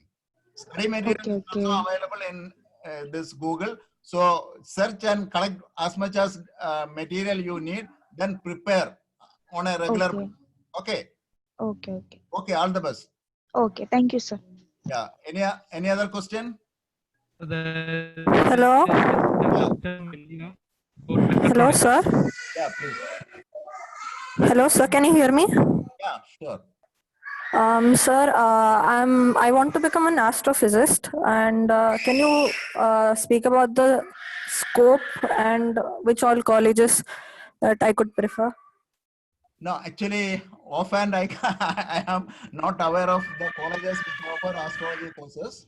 That we can get it. You can ask questions, sir, or we can get it by searching in the Google. Okay. So the scope of this course is very, very high. You will get a very good job in BSSC and like institutions in India. Also, you can go abroad also if you are so keen, so particular about this course. Okay. Okay, sir. About the IIST course, dual degree course, they also provide astrophysics degree with I think 2 engineering, something like that. Yeah, integral. So Yesterday I have gone through their site, and please visit their site, Indian Institute of Space Science and Technology, Valiamala. Okay, you will get more information. Okay. And I do have some friends there also. Okay, so it is. Sir, can you give me a contact number or something? Whose contact number? Someone who works there, or if you know someone. First, search their website. Okay, IIST website. You search their website, and there the contact details, contact number, HOD's name, contact details, everything is given. So if you want further assistance, you call me. Okay, I will connect process there. Okay. Okay, sir. Okay, thank you. Any other questions? There is a question about scope of mechatronics. Pardon? Scope of any other important subject. That is Suma Devi L to all panelists. So scope of any other important subjects in the sense, no, actually, let me check. 1 minute.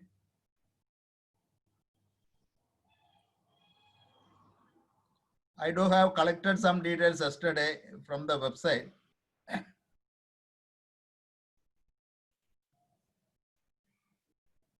And I will be sharing.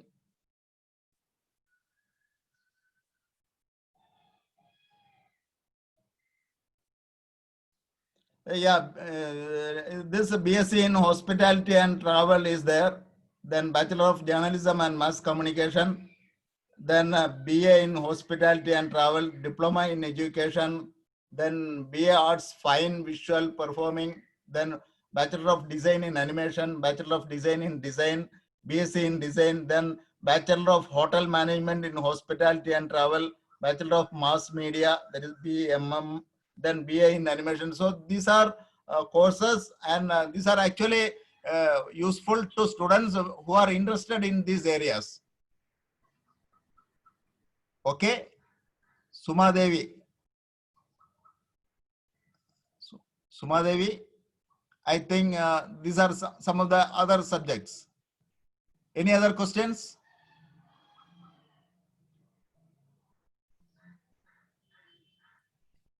Any other questions?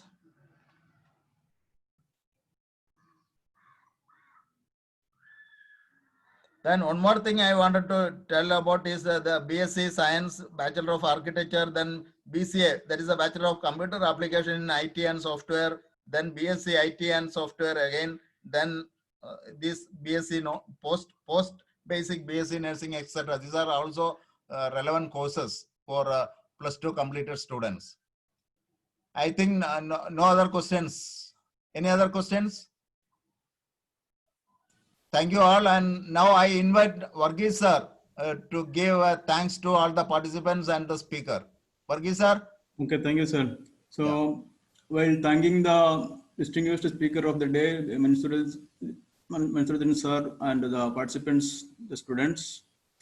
Let me compliment and add a little more on the subject from my experience. Having been from industry for last 41 years, with my basic electrical engineering degree and a management degree, I can tell you the major chunk of your career is constituted by industry.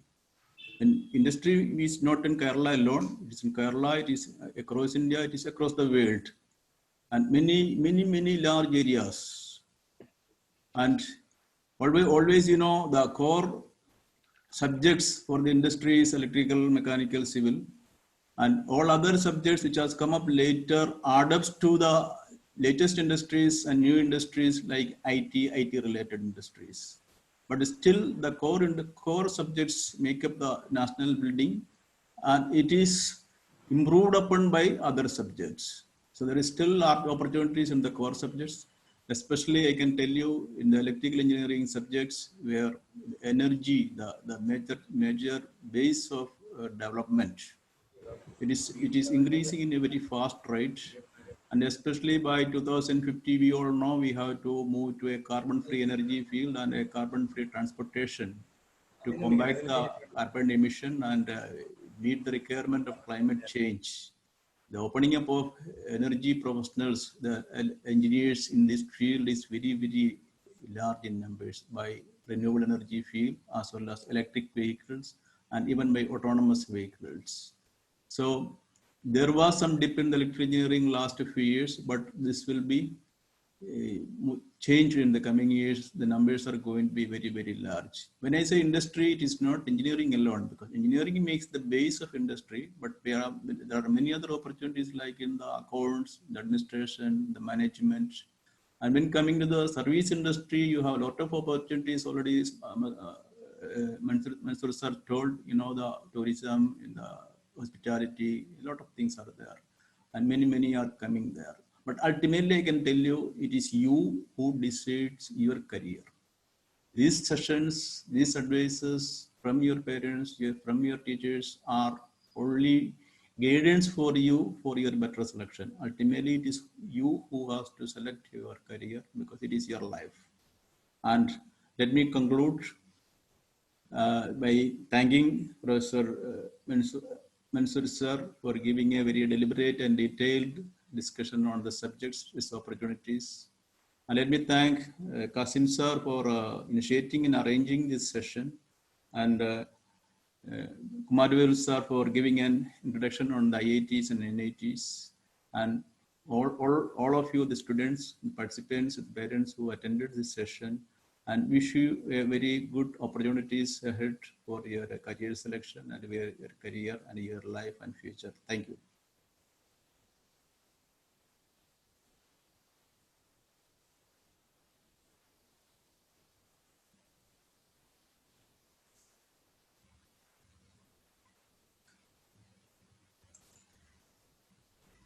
Okay, Kasim sir.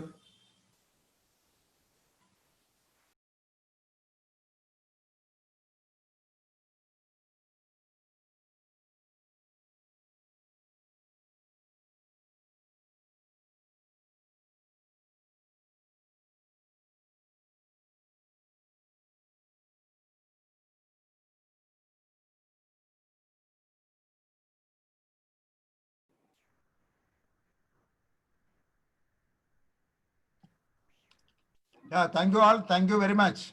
And we will be sharing this link of the video of today's program to all participants and registered participants also. Thank you very much.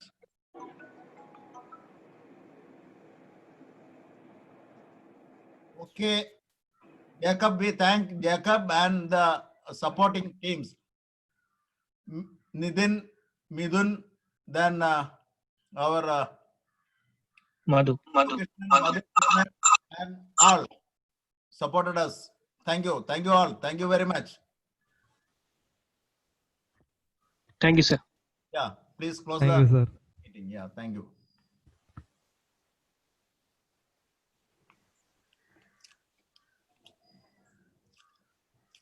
Please forward the link of the video also. Okay, sir. Okay. Okay, thank you.